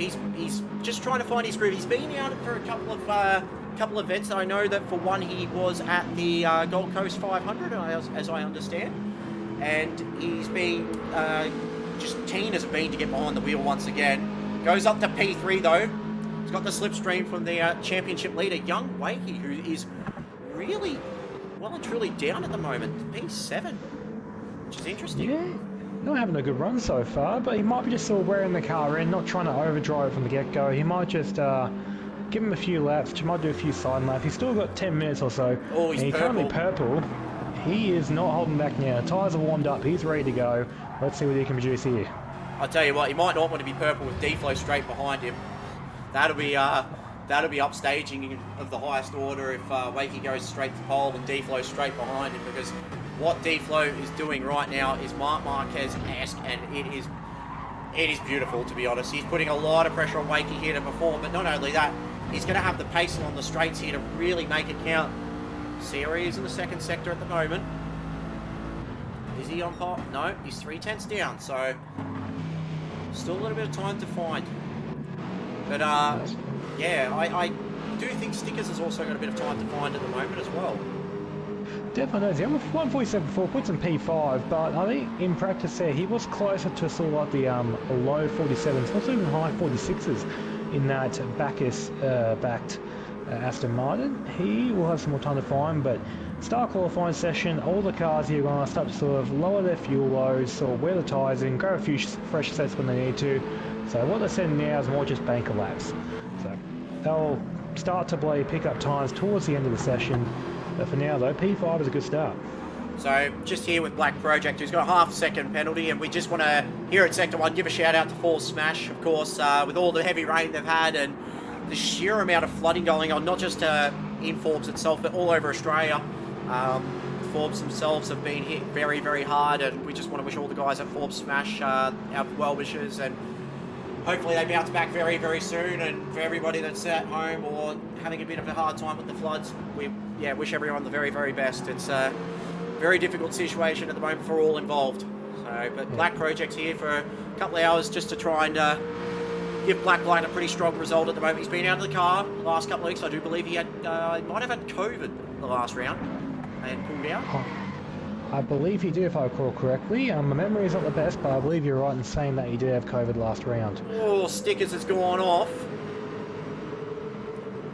He's well and truly off. He's off into the shadow realm. Yep, no, he's building sandcastles out there, mate.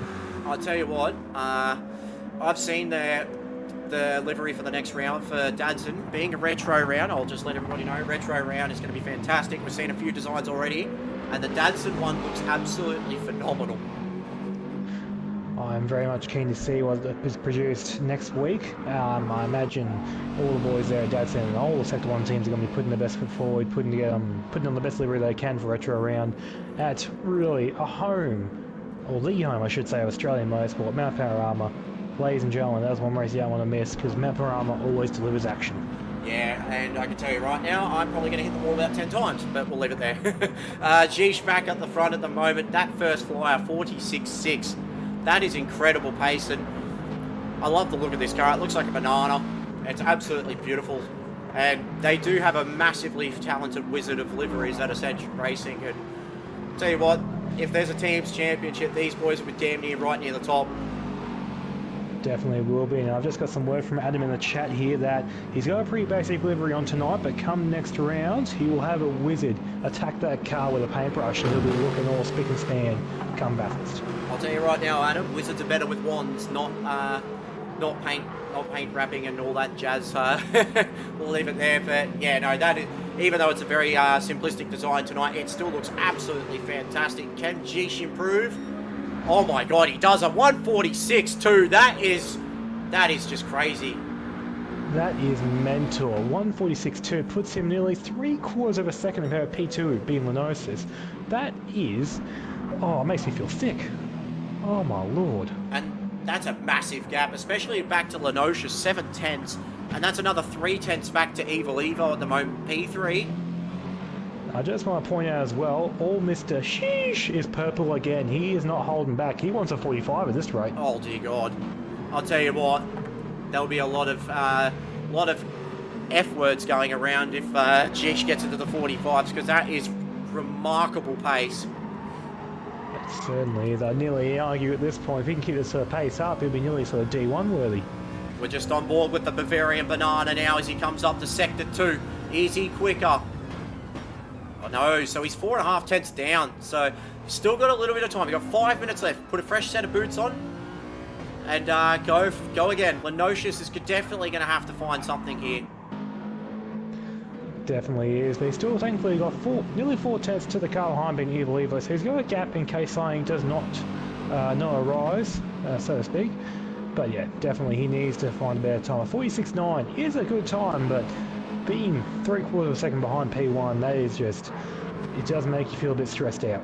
I'll tell you right now, Andrew's time was a 45.7. Adam has just reminded me in the chat. So that is only half a second behind arguably one of Australia's, I'd say, if not the best GT driver in Australia. That is a cracking pace. That really is. I'll tell you what, it's 1.2 seconds back to D-Flow in P4. That's scary, the gap. And we know on his day, D-Flow is one of the top drivers of Group A. Certainly is. Something I do want to point out as well, to have a look back through the field, so the gap between P4, 5, 6 is currently about 1.5 tenths. Chuck another 2 tenths on that, and you got P7 as well. So the mid-pack is quite contained there. Should be pretty good to see them sort of battle it out for 50 minutes around this bloody magnificent track. I'll tell you what, young Wakey, P7 at the moment, he won't be happy with that. Championship leader, and he's leading by quite a bit. He's not going to be happy at all with the fact he's 7th. He's going to have work to do, and he's going to be caught in the soup. He's 3 tenths up on his best time at the moment, so he's definitely going to jump up a little bit here. He's got 3 tenths up currently will place him around sort of the deflow area, so he should be looking around the P4, possibly P3 range, if he keeps the lap going where it is. on board now with the locked up motorsports Aston Martin. Seems like he's got a little bit of understeer, just doesn't want to bite the front end. Drops the gears down, comes through the double right-hander, and it's going to flick left. Can he keep the foot buried? Listen to the front just crying in pain. It just does not want to compute what's going on in front of it. Oh, a little bit of understeer. Definitely going to lose time. Is that going to hold up D-Flow? No, D-Flow's a little bit further back at the moment. Can... He does. Wakey goes to P2. Wow. Oh, wow. I thought he lost an absolute bucket load of time in that last sector with how much understeer was going there, but he's absolutely held it together, and, well, that's going to shock Lenosius a little bit in P3. It certainly is, knocking him down to the second row of the grid. Young Wakey showing why he's leading the championship, and I reckon he's still got more to give here. As you saw there on the stream on the track, he did understeer through that last long right-hander, so if he gets that corner right, I reckon there's another 10 at least. Jesus, coming across the line now, so these guys have got 2 minutes to go. Geesh at the moment on pole by over 0.6 of a second. That is just mind-boggling stuff. That Mercedes just looks absolutely glued. A little bit of oversteer on the exit of turn 1, but just looks very quick. He's only 600s down at the moment. Young Wakey's going to have to answer here. And I tell you what, Evil Evo as well, P5. I don't think he's going to be as happy about that as the rest of him. How can I say it? Like, he's not going to be happy at all in P5. He'll be wanting top 3 with the pace he's shown this season. Agreed, definitely. He was sitting towards the top 3 earlier on the session, but Lenosis and D-Flow putting in quicker times there. So now the gap between Young Wakey and Lenosis is less than half a tenth. That is very, very close. Very spicy. Got an eye on stickers at the moment. P6, he's got a load of oversteer and clobbers the wall with a minute to go. And he has absolutely destroyed the front end of that Datsun Racing Aston Martin. I tell you what, that's probably the first bit of damage we've seen all season on those Datsun Racing cars. That will ruin his quali. Old Wakey P7 at the moment. Can he improve? He's coming up to the last corner now. He's definitely going to find... Oh, he's barely down though. 0.07 of a second down. End of the session now. Everyone crossing the line. That is their session done. Yep, and Bumcrack P10 won't be happy about that at all. He's just struggling to find his form in these cars. Race Fan P11. That is a shock. That certainly is, unfortunately. Hasn't had the best session there. 1:48.0 is his best time, but there's a possibility he may have tuned up the car more of a race car, so he might find his way, just sort of poke his way through the field as the race goes on. So we'll wait and see what happens here. On board now with our championship leader as he comes up to Sector 2. He's 0.4 of a second down. He's got D-Flow behind him. He's in P2 at the moment. D-Flow's gone very wide down the back there, though. In the RCLL SLS AMG, that is a tongue twister and a half to mention when you're trying to teach sport. As you see, ladies and gentlemen, Karen appears to be suffering from this ability of called not be able to talk. Tongue twisters, I can never get around them. I'll tell you what, D-Flow, he'll be the last one to cross the line here. But it's young Wakey. He's got 0.04 of a second to Lenosius. There's no time that he's found just so far through that second sector. The last sector he might find a bit, but I don't think he's going to find that much more. He's going to 46.8. And D-Flow will be the last one to cross the line. So that is qualifying. And I'll tell you what, sheesh, that is a quick lap. 1:46.211. What a run. That is absolutely insane. To come out here and debut and really just stamp your authority without even the race beginning, just in qualifying, that is phenomenal driving from the ASR driver. I'll just switch over to the division points real quick. There we have it. Young Wakey on top. 11 points ahead at the moment of Evil Evo with stickers P3. You got Lenosius and Old Wakey to go. So still a lot of time to find in this championship. Yeah, as you see the cars here lined up on the grid, getting ready to roll to the start finish line. It appears that it's a bit overcast now here at Autopolis. The rain is not present, but it does look a bit like it might come down. Very much possibly. Yeah, you can see in the distance there it is very dark as Geesh will lead the way. We'll just fix this glitch real quick. Geesh leads the way into turn 1. Lenocious is thinking about a big move early. He's definitely thinking about the move early. Young Wakey's gone to the outside real quick. D-Flow's going to run with them. Young Wakey's held his own though. D-Flow's got the wipers on, so there must be a little bit of something out there. Lenocious has a big look. He's going to check D-Flow up a little bit. Oh, I tell you what. Young Wakey, very defensive early. Lenocious is going to have a big look. There's a touch. Little bit of rubbing. It sent Young Wakey a tiny bit wide, but Lenocious is going to get through. But he's going to argue the point. Oh, he's looking to argue the point. Our titled leading protagonist in an absolute slobber knocker. It's let Geesh check up. D-Flow's going to try and find a line. Stickers also look behind. Oh, that's 3 wide nearly. Oh, you cannot get away with that. No way. Very clean driving from everyone here today. That is just proof of how it's done. I'll tell you what, look at Evil Evo back now looking at Stickers. Oh, Black Project a little bit wide. He's going to lose that position to Wakey. Old Wakey's had a pretty good start at the moment, up to P7. Bit further back. Oh, look at this, Bumcrack and Freelix. Just going to say they're having a little bit of argy-bargy stuff through the double right-hander coming to this last sector. It's now invited Race Fan back into the fray, and after starting last he's got nothing to lose. He's going to try everything he can, try and get himself up the grid. Back up the front now and look at Geesh. He is just checked out. 2.5 already by lap 1. But what is he like in terms of strategy? New drivers in Sector 1. Takes a little bit of time to get to the mould as Lenocious has a big look on Young Wakey. Gets it done. Great move. Something else to do bear in mind as well after seeing last round's race. Lenocious did pull out a 4-second gap at Trial Mountain there and then had a mistake and lost it all. So this race is not over yet. Geesh could very much have an error. I'll tell you what, Lenocious nearly did have an error there. He had a lot of oversteer. He took a lot of that curbing. And he's definitely checked up. Wakey's definitely keen to get back by.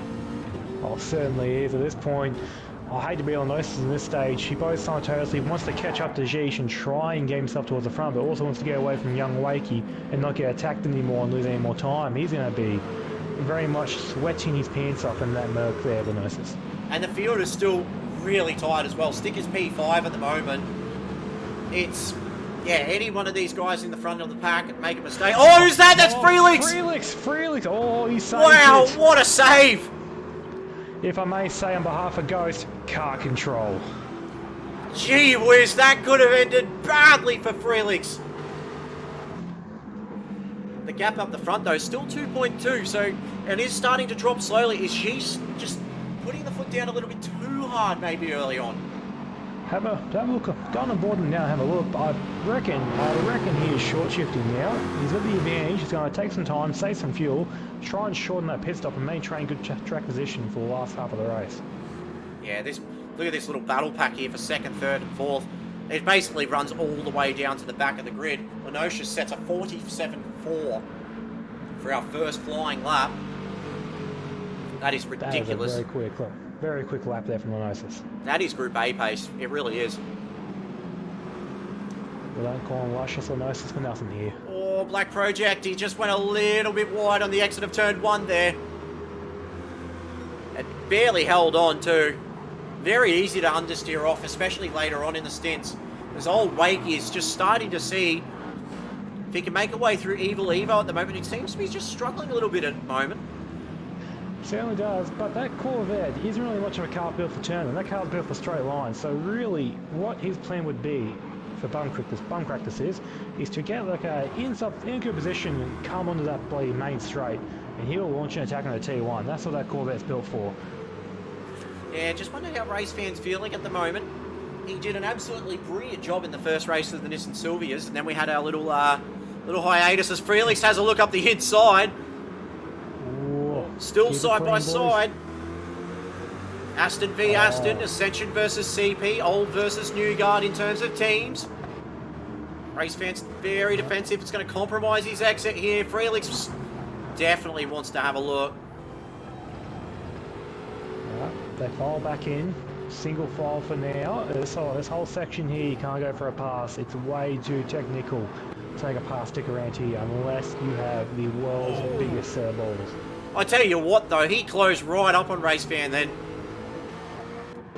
Certainly, yeah. I think Race Fan's going to be taking it pretty defensively now, trying to maintain that position there. And what this is doing now, Bumcrack and Black Project are just sailing off into the distance. These two here, Race Fan and Frios, are fighting over sheep stations at this point, and it's costing them dearly. Yeah, and old Wakey still in this little lead battle pack. He's sitting P7 at the moment. He's got Evil Evo in front, who seems to have just found his little groove. He's just stabilised a little bit. Definitely has. Something I do want to say though, old Wakey in P7 just set purple sector for Sector 1, 4/10 faster than what Sheesh has done. He is coming through the field now. Yeah, that is a quick lap too from Sheesh, 47.2, as D-Flow has now closed up right behind young Wakey in the racing cars like Legends, SLS against the locked up Motorsport Aston Martin. There's a lot of Aston Martins out in the field this season. It is a great car to drive versus the AMG, which is probably the top car to have in the field for Autopolis. Every track, of course, a little bit different for each car. We'll probably see a couple of the Corvettes be up at about the next round. It is a great track, Mount Panorama, for the Corvette.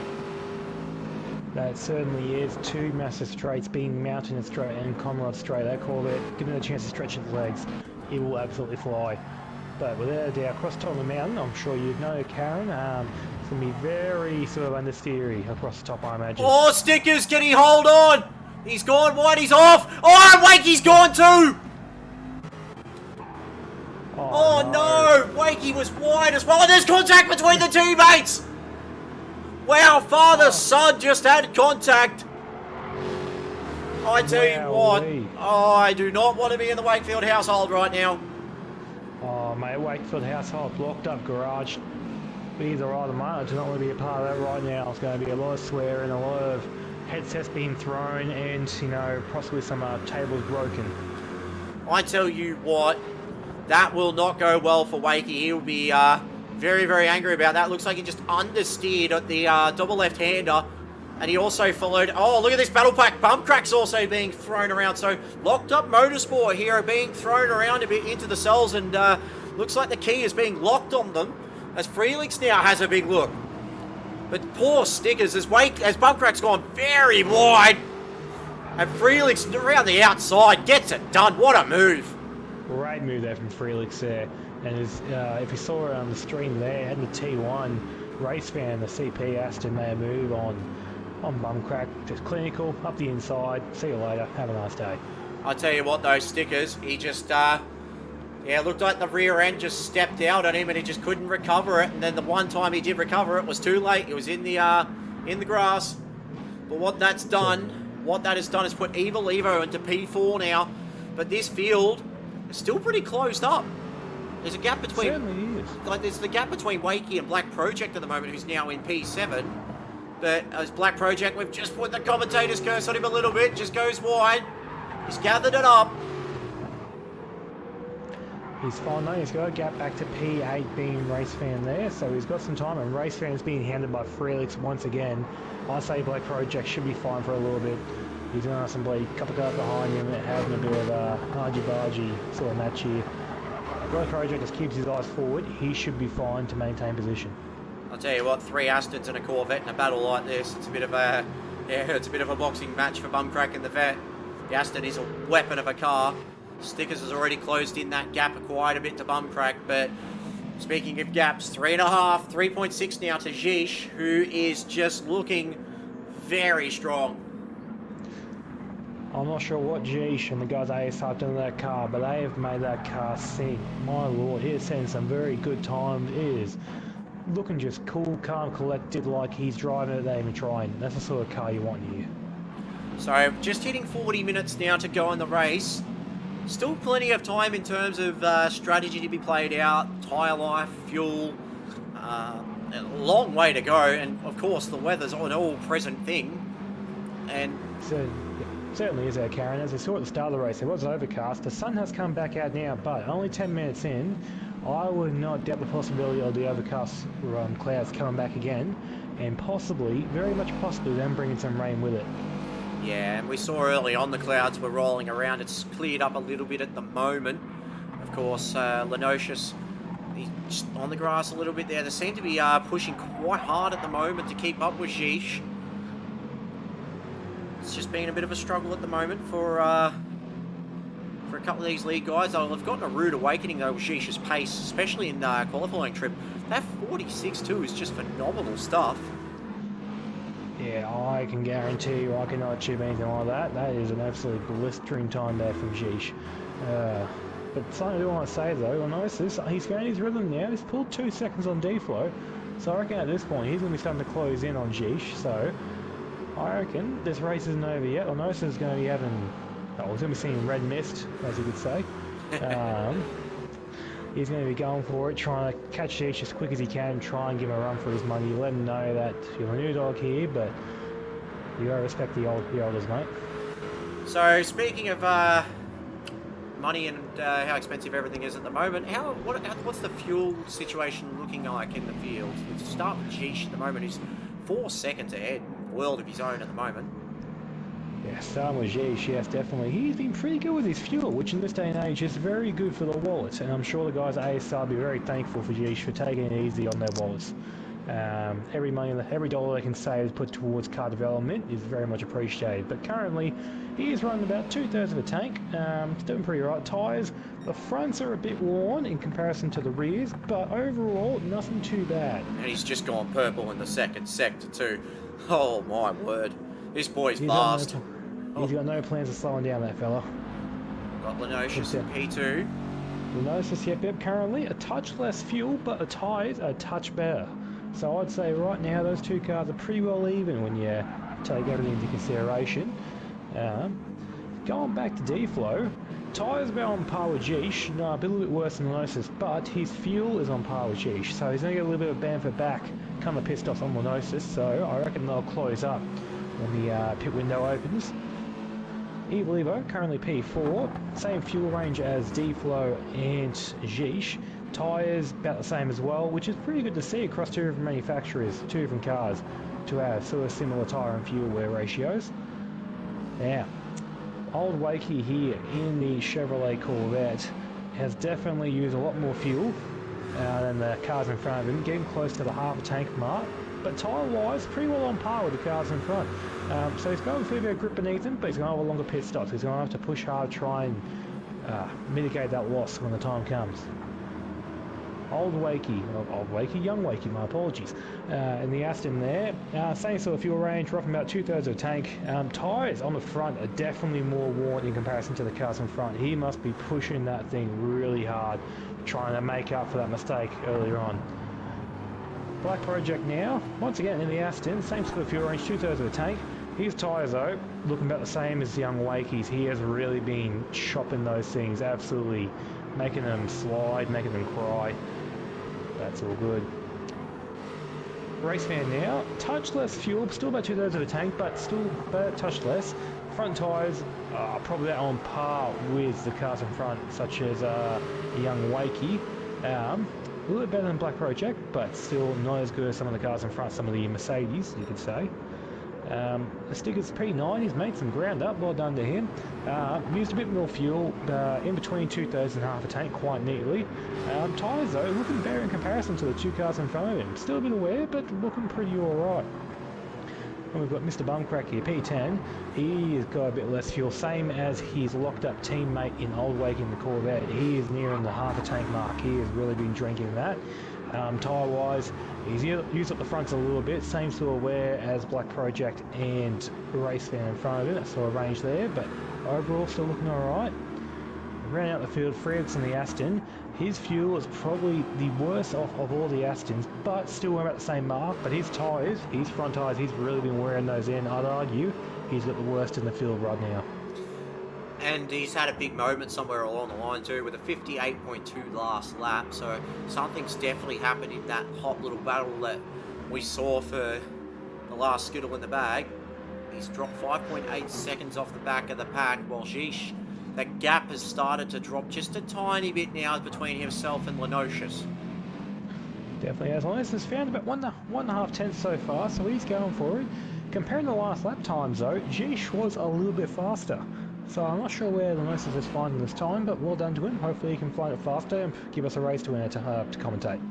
Yeah, he's doing a great job at the moment as Lenocious. He's stepped up in terms of his pace, and over the last couple of seasons he's gone from being sort of back of Division 2, and then he's just started to get very, very comfortable over the last season. He's made the move as well from, I do believe he's now at Obsession. I can't remember off the top of my head where he was before that. Might have been Dadson Racing, I'm not too sure.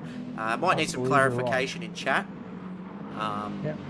Yeah, and I'm just getting the word now from the Ascension Racing pits as well for Freelix, who's somehow showing a purple sector just then, while being down by 4 tenths. That it might be a bit of a hardware issue for him. So unfortunately, those things do happen. We saw last week with Lucky that he was forced to retire with some throttle issues. I think the fly wire braking or whatever it is, brake by wire, it just destroyed itself in the Aston or something like that. I'm not too sure, but just goes to show whether it's real racing or sim racing, mechanical failures can happen. It's not just isolated to the real thing. It's very much, it's very devastating when it happens to you, and you very much do just want to give up, park the car, go send the toilets and just keep going 5 minutes. But he's got to persevere, because in a race like this, anything is possible. Like, there's still a possibility of rain out there today, very much so. So if that happens, he very much get pulled back into the fray. So it's not over yet for him. Yeah, we're just in chat trying to just gather who Lenocious drove for last season. He's an Obsession this season, that's for sure. But just trying to figure it out as we keep an eye on Evil Evo here, who's got Old Wakey in the Corvette right behind him, and it might be the most fuel-thirsty car on the grid, which is not good if you're a Deeds driver, let's be honest here, because we play with fuel for fun. But Old Wakey here, he's definitely pushing this Corvette right now. Certainly is. He's really giving it all he can. That's really all he can do, unfortunately, with a little bit of a fuel disadvantage on the cars in front. I'm sure he'd be aware of that from the previous rounds gone by. All he can do really is just attack the car as hard as he can and just try and mitigate the loss when the pit stops come around. We shouldn't be too far from the pit stops as Evil Evo goes very wide. The problem with this situation now for Old Wakey though is the fuel difference is going to be quite substantial, and you do lose quite a bit of time in the pit with the Corvette in terms of fuel. It's, I think, about, what's it, about 5% per second or something like that, 3 or 5%? Yeah, probably the second, that's the refuel rate, but going off the current sort of fuel amounts that Evil Evo and Old Wakey are showing, I would sort of estimate that Old Wakey will have a pit stop probably about maybe 3 to 4 seconds longer, and possibly more than what Evil Evo will have. So unless Evil Evo either makes a mistake or Old Wakey starts putting in 46s, I do have a feeling that Old Wakey might have a challenge trying to get past Evil Evo come the race's end. Tell you what, he's definitely got the wood on him in terms of speed down the straight though. He can corner quite a bit, but it's the corners where the Aston seems to have the upper hand, especially in terms of grip. There's the first purple sector there. We'll probably see a few of those. He's up by 2 tenths. Definitely. I think a lot of cars here are going to be going purple on the first sector, because that first sector there, it's just the main straight, one corner, and then you flat chat until you get to the timing line. So it's very easy just to find a couple of tenths there. But the rest of the lap here being very technical, very flowing, can very much be easy to lose some lap time here without even knowing it. I'll tell you what, this battle a bit further back with Stickers and Race Fan is getting very dicey indeed. This little battle pack here between Stickers, Race Fan and Black Project has been like this for about, they'd say about 5 or 6 laps. Oh, I'd say you're right in saying that, mate. And Stickers is right on the back of Race Fan now. I would not be surprised if he goes for a move into the hairpin here. Stickers knows that. He goes for it. He went for it, all right. And Race Fan, is he going to... Oh, a little bit of a bump. It's all fair in love and war.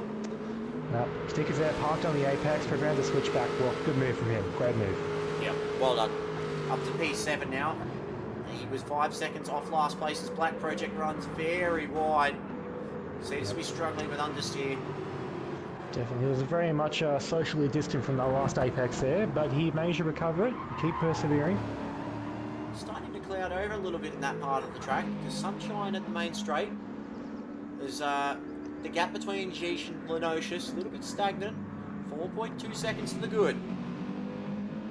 Definitely. Jish there definitely caught a bit more of a gap. Put on, what's approximately 0.6 of a second since the last time I looked. So he's going for it. It's still best lap of 47.2, but his times are definitely coming down, but that'll be the same as everyone else as the tyres start to wear and you sort of mentally get a bit more drained. It's going to start to take a toll on you. For example, the last lap here for Jish was a 48.7, so he's definitely lost a bit of time there, but for comparison's sake, the lowest in P2 at 48.9, so I'd argue that Jish right now, even though he's not setting purple lap after purple lap, he's setting some good pace. I'll tell you what, speaking of good pace, Old Wakey and Evo, they're setting good lap times still while battling like mad.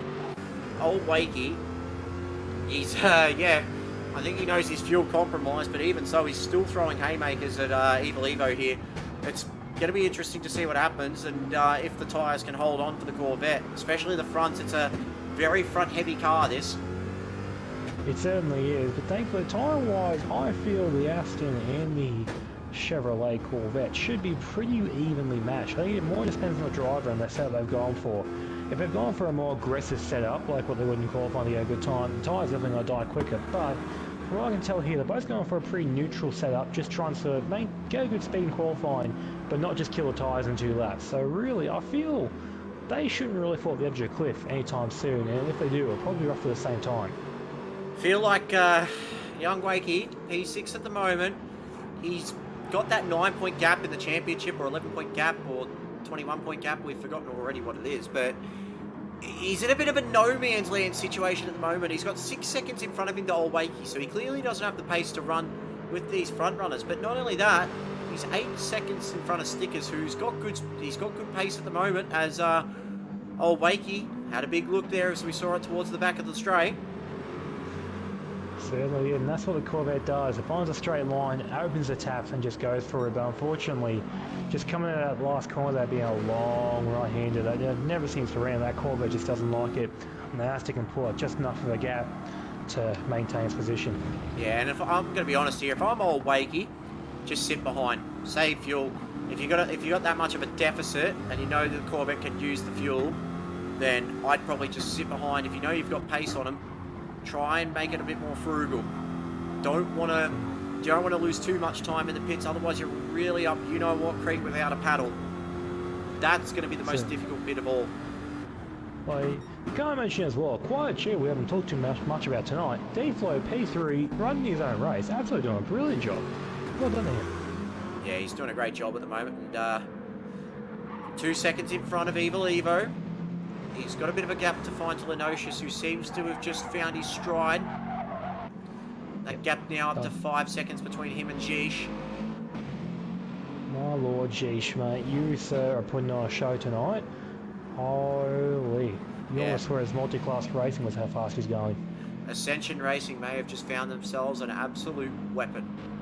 And that's scary considering these boys, the talent they've got already.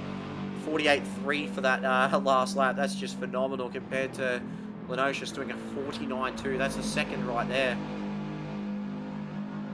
My lord. And also, looking at the cars themselves, the front tyre-wise, Lenocious has got better front tyres, so we should have more grip, as we have a first pit stopper. Old Wakey blinks first. Yep, 23% in the tank. That's actually not a half bad fuel save, but compared to young Wakey, who's also pitted, he's got 31 in the tank. That's going to be a big difference here. There'll be a couple of seconds for sure.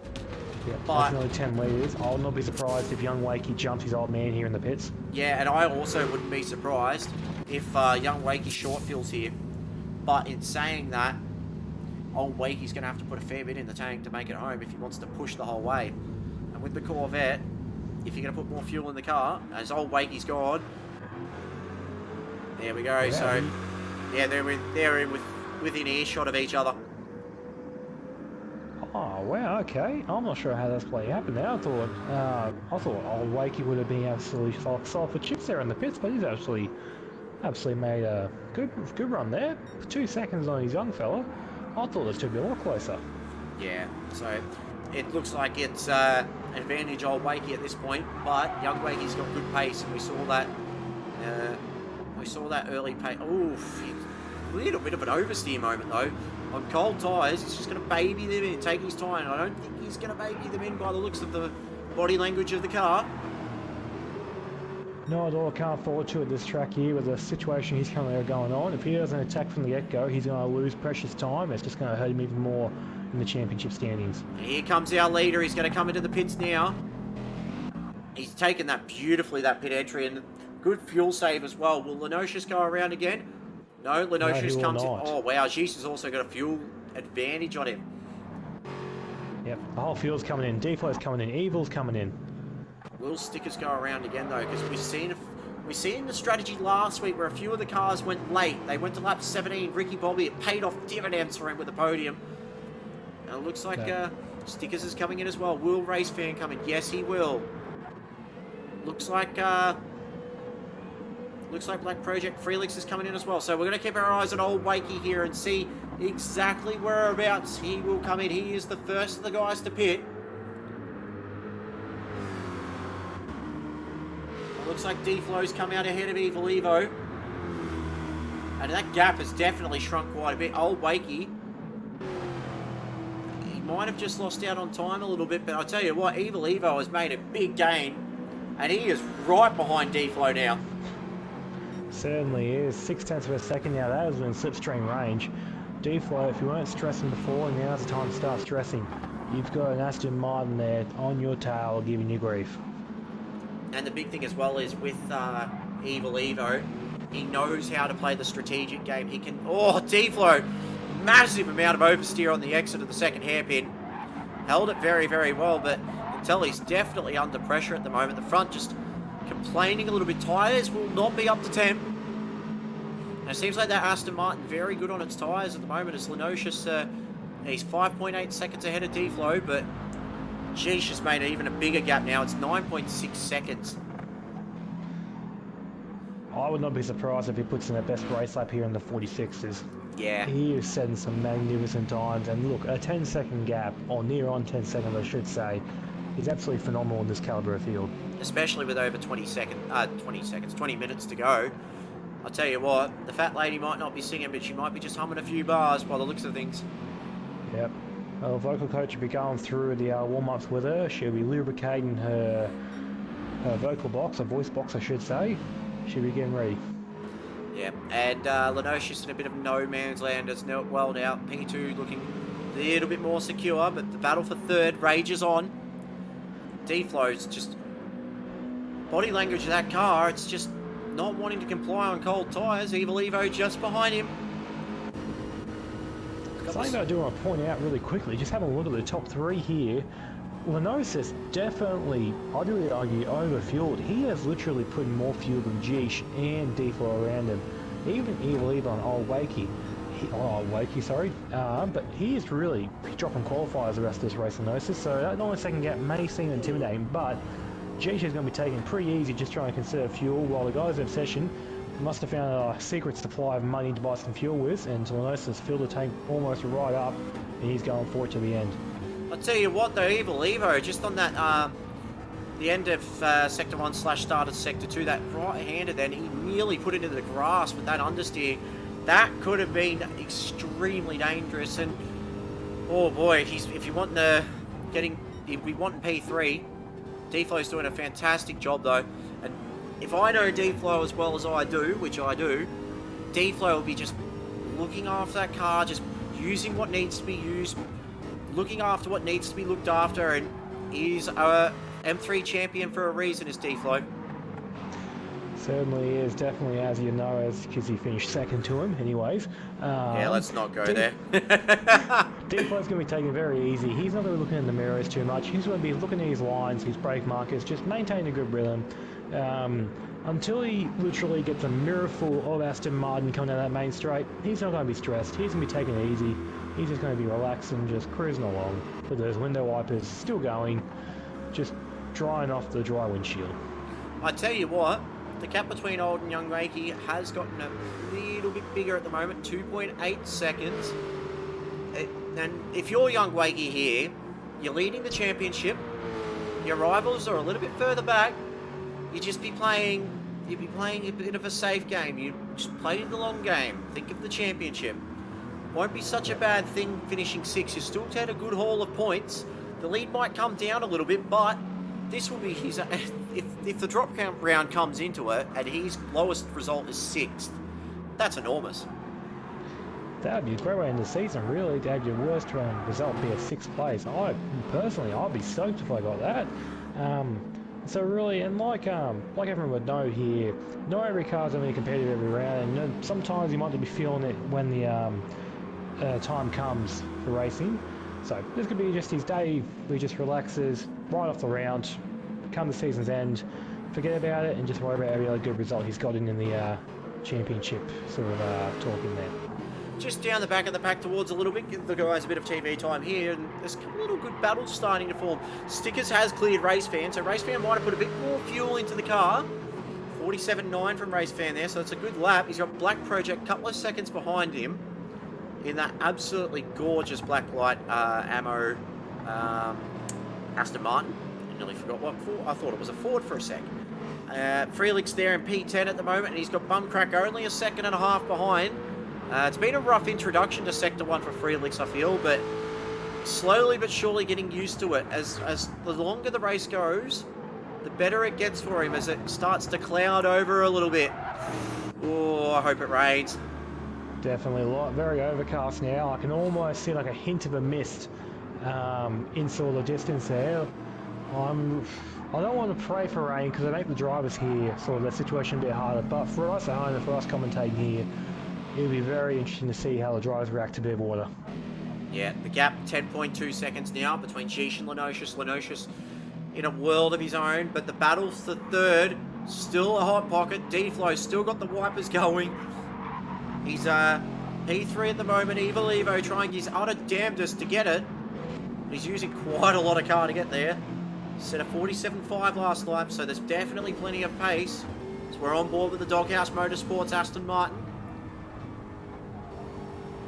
Tell you what, may as well call it one of the 4 Ninja Turtles, this car, because they're all a different colour. And this one, it's fluoro green. Shame they're going to pick a colour like the actual Ninja Turtle so we can identify them, because well, they're all green, you see. So they can't really call it Michelangelo, Donatello or whatnot. But just call it the main turtle being the green one.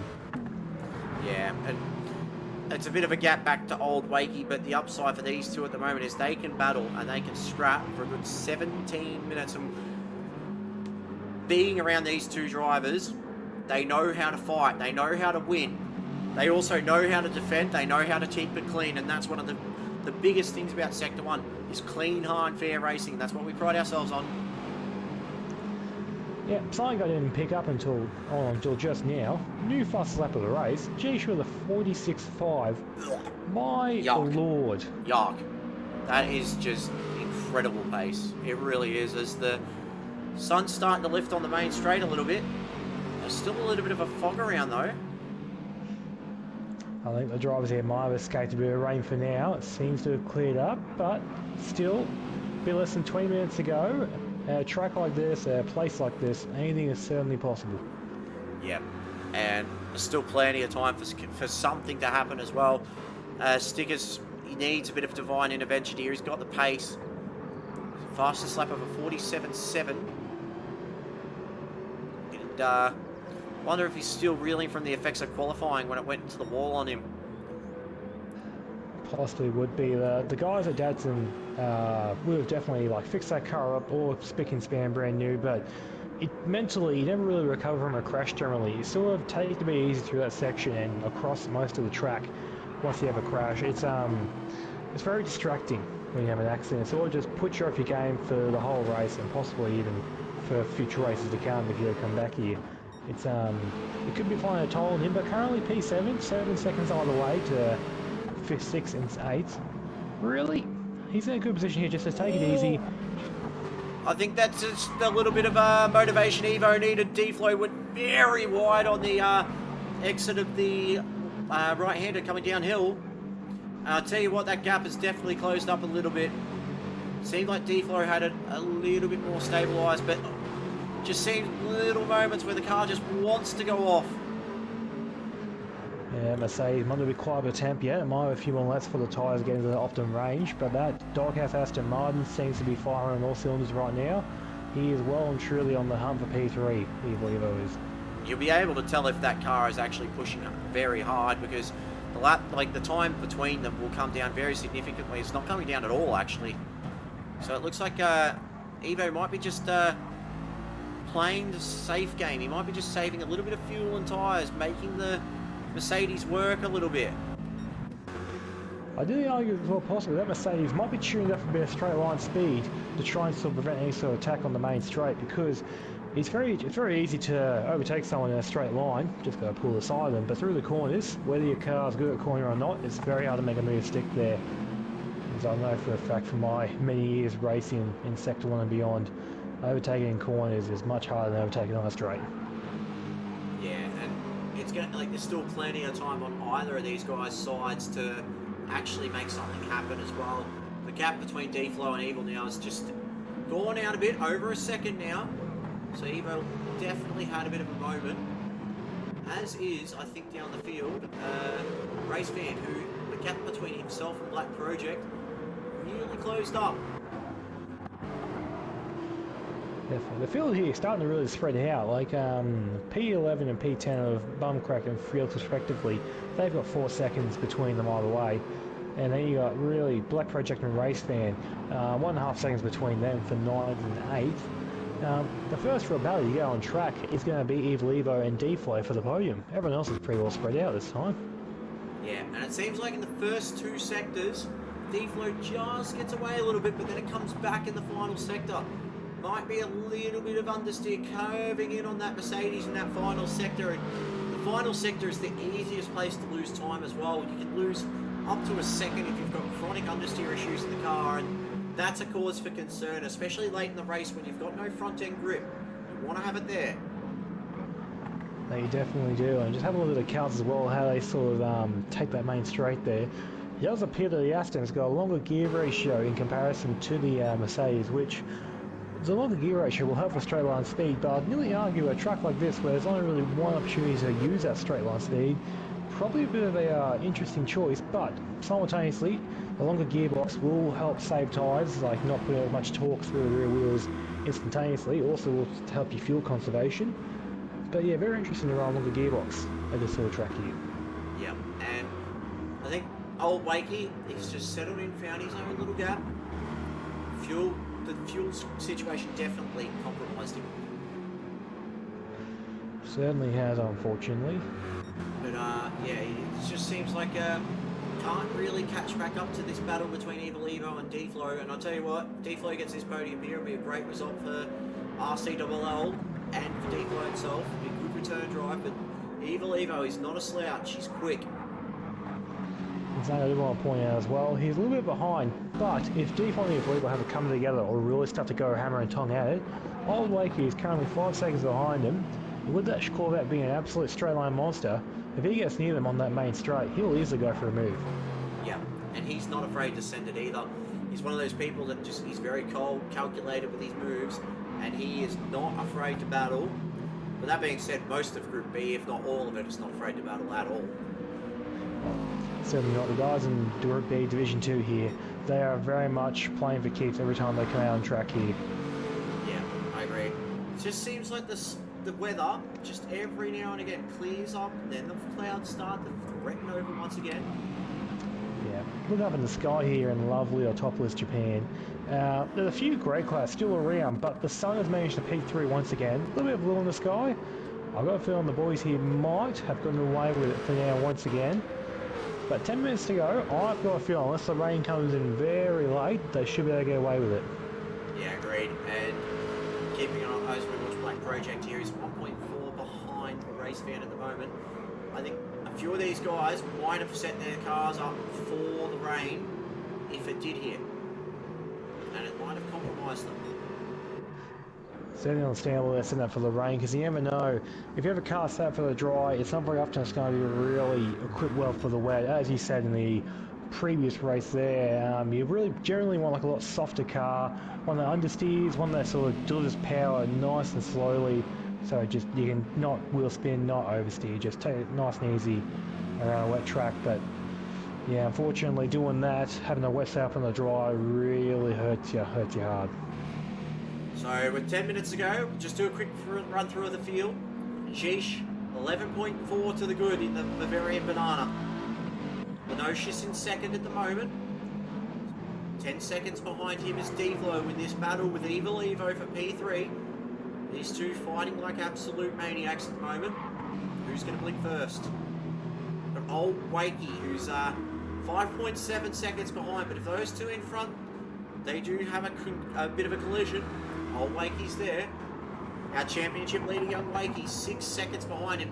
The gap between himself and Stickers is closing up very quickly. 3.8 seconds now. Stickers in 7th position at the moment. He's got 10 seconds back to Race Fan. Black Project in P9 at the moment. Freelix P10. And Bumcrack, who's had a little bit of a moment, is back in P11. But at the moment, the main battle at the moment is Deflo and Evil Evo for sure. Definitely is. These two are really going out. The gap is fluctuating constantly, going to around about the second mark at its peak, down to about 6/10 at its lowest point. Very much, I'd say these boys here, it's going to come down to the last couple of laps.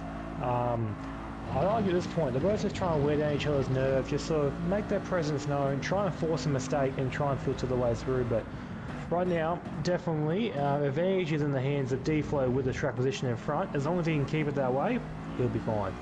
Who's got the better tyres and fuel out of the two? Out of the two here, Deflo and Evil Evo. Deflo's definitely got the best fuel, but I think at this point, they both have enough fuel to make it to the end at the current pace they're going at. Tyre-wise, they are running pretty evenly, so really the tyres beneath them should give them the same amount of grip. Should be pretty even in that regard. Well, it just looks like, yeah, the understeer side of things, the SLS AMG is very front axle heavy. It's got an absolute monster of a 6.3 litre V8. It's an absolute weapon of a car, actually, and it's probably one of those cars that is just timeless in its look. It's got those gull wing doors, though, they will just weigh an absolute ton. They certainly will, but I heard the guys at RCLL and all the other Mercedes teams have changed out for carbon fibre with a hint of magnesium, so it should be pretty light now. Just wonder when Evil Evo is going to make a move here. 48.8 the last lap. So the lap times have been pretty consistent. Look at the last 3 of the last 4 are 48.8s or 48.9s. Wow, Evil Evo showing that consistency is key here. Same with Deflo, really, he's doing very similar times, so 48.9s, 48.8s, 48.7s. Very much these two here are just driving more or less the exact same race at this point. The gap's still fluctuating up and down, now above a second, now below a second. These two are going back and forth now. It's great racing to watch. Speaking of back and forth gaps, the gap between Wakey and Stickers has definitely dropped under 4 seconds, but the gap between Race Fan and Black Project is now only a second, and it looks like a little bit of understeer issues coming through for the Aston Martin from CP Motorsports, of course. One of the big teams has been here for a very, very long time. Certainly is, and just have a look at the two cars they got beneath them.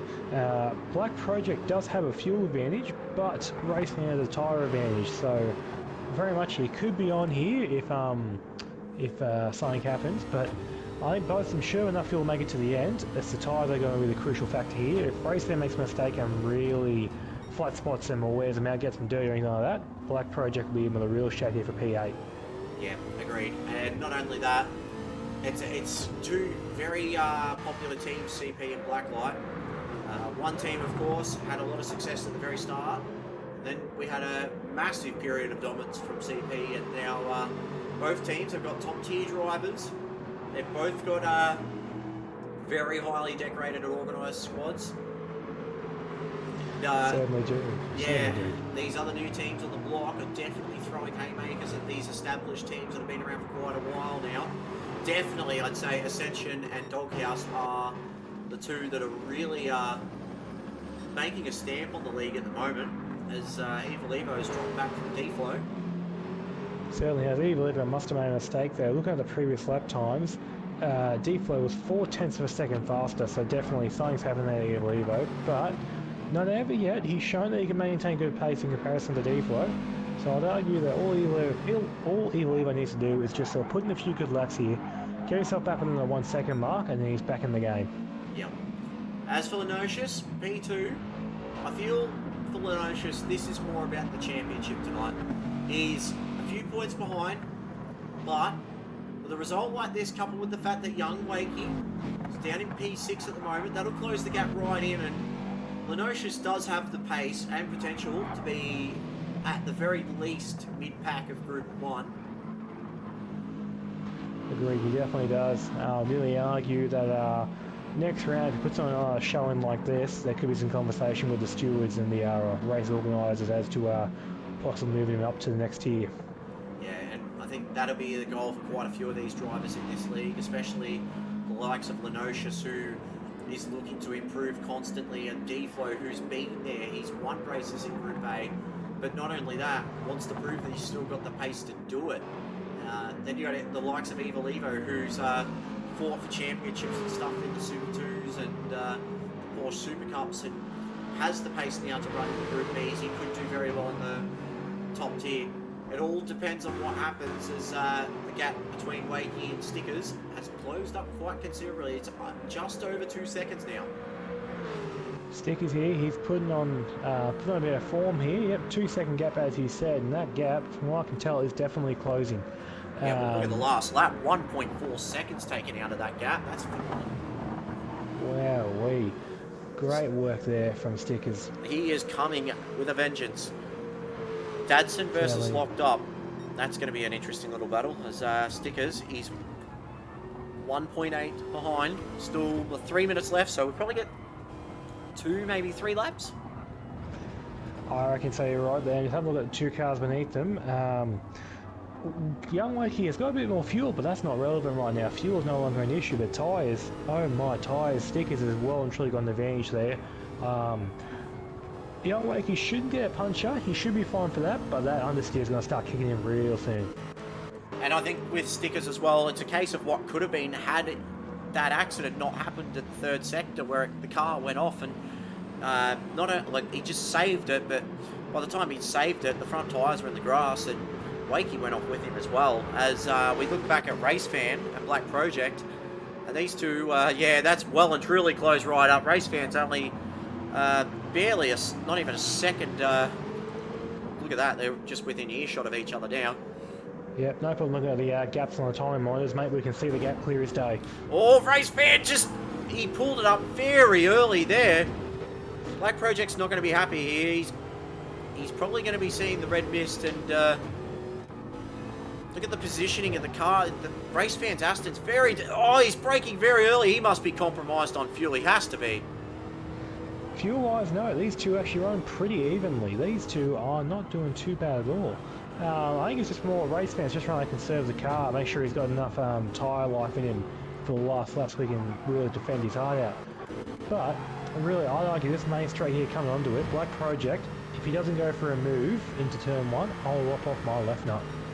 I tell you what though, this will be a big result for Black Project, coming back off after a round off.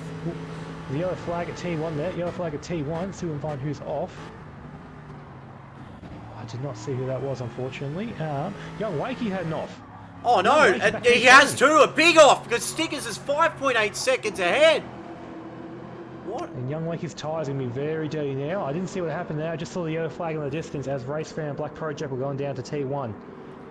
Oh no, so Stickers is definitely, he's got some damage on the side of that car. Have they made, I'll tell you what, if they've made contact, that is going to be heavily looked at.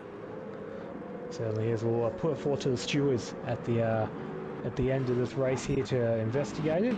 But just looking at stickers here, 1.9 seconds down his best lap. Unless he's made a mistake himself, I think I'd argue there has been a little bit of a coming together possibly. So I dare say D-Flow and Evil Evo are going to be touch and go here to get one more lap in. Certainly is. 40 seconds left to go. I think I'd argue at this point this will be the last lap. Geesh, Lenosis, D-Flow, Evil Evo, they'll do one more lap. Old Wakey, he'll make it as well. Stickers is going to be probably the ones in the bubble, same with young Wakey.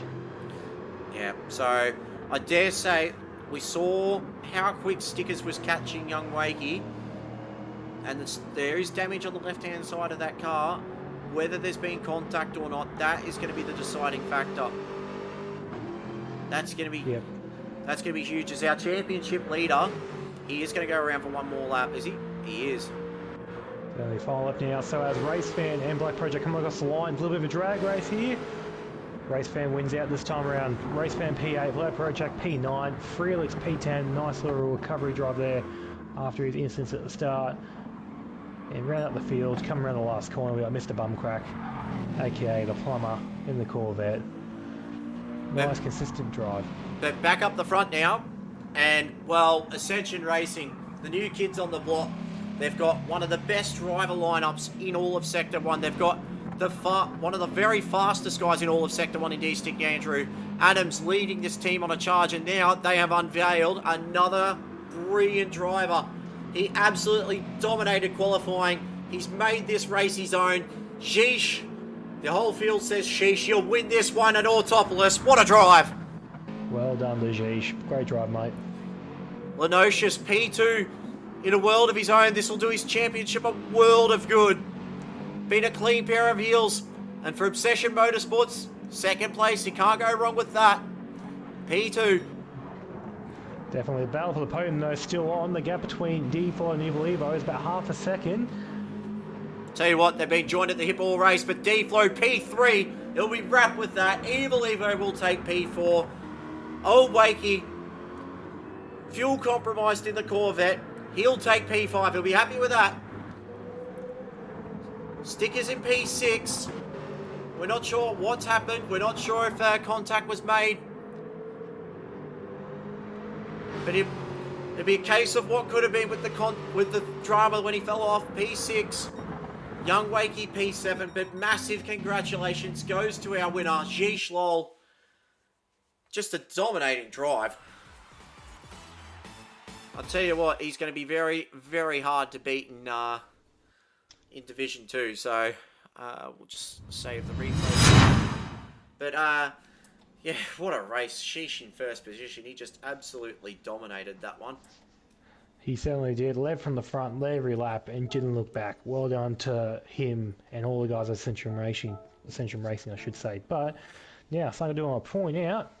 Everyone at home, feel free to chuck in your driver of the day nominations into the chat. Karen, mate, who are you feeling was the driver of the day in your eyes? It's so tough because Sheesh just came in and dominated. Lenocious kept a clean pair of heels. I'm gonna give my vote to the guy that finished in third and the guy who's actually in the comms box with us now, D-Flow. You there, D-Flow? Good evening, gents. How are you? Oh, yeah, pretty good. That was a good race. How'd you feel about that one? Well, that was good fun actually. Reminded me of the race that we had at Monza actually. Oh God, just non-stop. You had to bring that up. Note to self: take off your jumper before you race. Oh yeah, that's definitely a big bit of advice. Doesn't help when you're in a singlet either. I'll give you that. Muffin, who's your pick for driver of the day? For me, currently, I've got to give to Geesh. To come out there and dominate like that on debut, that is just phenomenal driving. He's got my vote for driver of the day. Yeah, and I think, Adam, if you're still in the chat, you're going to have to give that boy a pay rise because, gee whiz, he is quick. Yeah, he just dominated that qualifying. What did he set first fly? Was it a 46.6 or something like that? I can't remember off the top of my head. Whoever it was, at the time, that was roughly about half a second to 3/4 of a second quicker than the rest of the field. No matter what the time was, to put a gap on everyone like that is mental. Yeah, agreed. So just looking at chat at the moment, Prue has said driver of the day Lenocious and also D-Flow with Love Hearts. Driver of the day Evil from the Stranger. You can tell these TOs only vote for their own drivers, don't they? I would do the same. Driver of the day D-Flow from VF. Stickers by Prue. Driver of the day D-Flow from Killer. Driver of the day D-Flow from Dadson. So, D-Flow, it looks like at this stage you might get driver of the day, mate. Fantastic. I'm stoked. Congratulations, buddy. Great race. Great race. Well done. What did you think of Thank you. Thanks. what did you think of the clouds when they came over? Were you sort of just a little bit apprehensive, or? Quickly scanning the radar real quick. I said there's nothing on the radar. I'm like, that. Back to the fuel meter, make sure everything's all good with that, and just made sure I kept Evil Evo behind me. Gosh, that was tit for tat, basically. You know, 1/10 there, 1/10 there, and, you know, come the main straight, we're back to square one again. So that was really, really good fun. Nah, drove very, very well, mate. Be proud of that one. Oh, God, Prue said driver of the day, me. I don't know about that, mate. Anyway, we'll look forward to our next round next week, and we are going home. We are heading to a track that has been renowned for drama, excitement, passion. It's tight, brutal, twisty, but it's also got fast-flowing sections. It's everything that Sector 1 loves. And it is, of course, Bathurst, Mount Panorama. Boys, how are you feeling about that one? Muffin? Oh, personally, I'm looking forward to it. Definitely, Bathurst has always been a bit of a bogey track for me. A few seasons ago in the Group 4 cars, I made a mistake going into the pit lane and managed to almost take out 4 cars. But that was in the past. It happens. But yeah, it's a track like, even though, like, whether you have good form there or not, the track you enjoy going to just because the challenge it provides, and also us just being Australians, being this part of the world, it just feels right to race there. D-Flow, how are you feeling about it? Are you looking forward to it? Yeah, really looking forward to it, actually. I was curious to see how this jackhammer of an AMG will... I'm sure it'll be fine down the straights. It's just more down the hill, let's say. So, no, should be good fun either way. Yeah, and I'll tell you what, after doing a lot of testing, I'll tell you what, the Corvette, not a half-bad piece of machinery, but then again, so's the Aston at the moment, and I won't ride off the Mustang or the M4. Womble, that's not for you to start getting a bit hyperactive and a bit excited about that one, but... Yeah, no, it is. It's going to be an absolute slobber knocker of a round, and I'm looking very, very forward to not only racing but calling the action. So, any final words, boys? I'll go for a deep one, mate. You're right, you first. Yeah, oh gosh, I'm looking forward to Bathurst now. No, just, no, great racing from everyone in Div 2 tonight. No, it was very close, and yeah, even overall, the gap was actually really good, so I'd be curious to see how this carries over for Bathurst. Yep, agreed. No, I echo D-Flow's words there. Very much looking forward to exactly what happens. And everyone at home as well, if you've liked what you've seen tonight, feel free to drop a like on the video, and if you want to see more of it, hit the subscribe button. We'll let YouTube let you know when we've got more races going on, which we'll be doing every Sunday here on YouTube. Sector One Sim Racing YouTube channel, and if you want to get involved in the action, feel free to jump into our description there, click on the link to our Discord, jump on in, say good day, how you going, and we'll might see you on the grid here one day. Yep, and I think we might just finish it up, but before all that, Formula 1 tonight, 12 o'clock midnight, Daniel Ricciardo's last race, and I might shed a tear to Sebastian Vettel.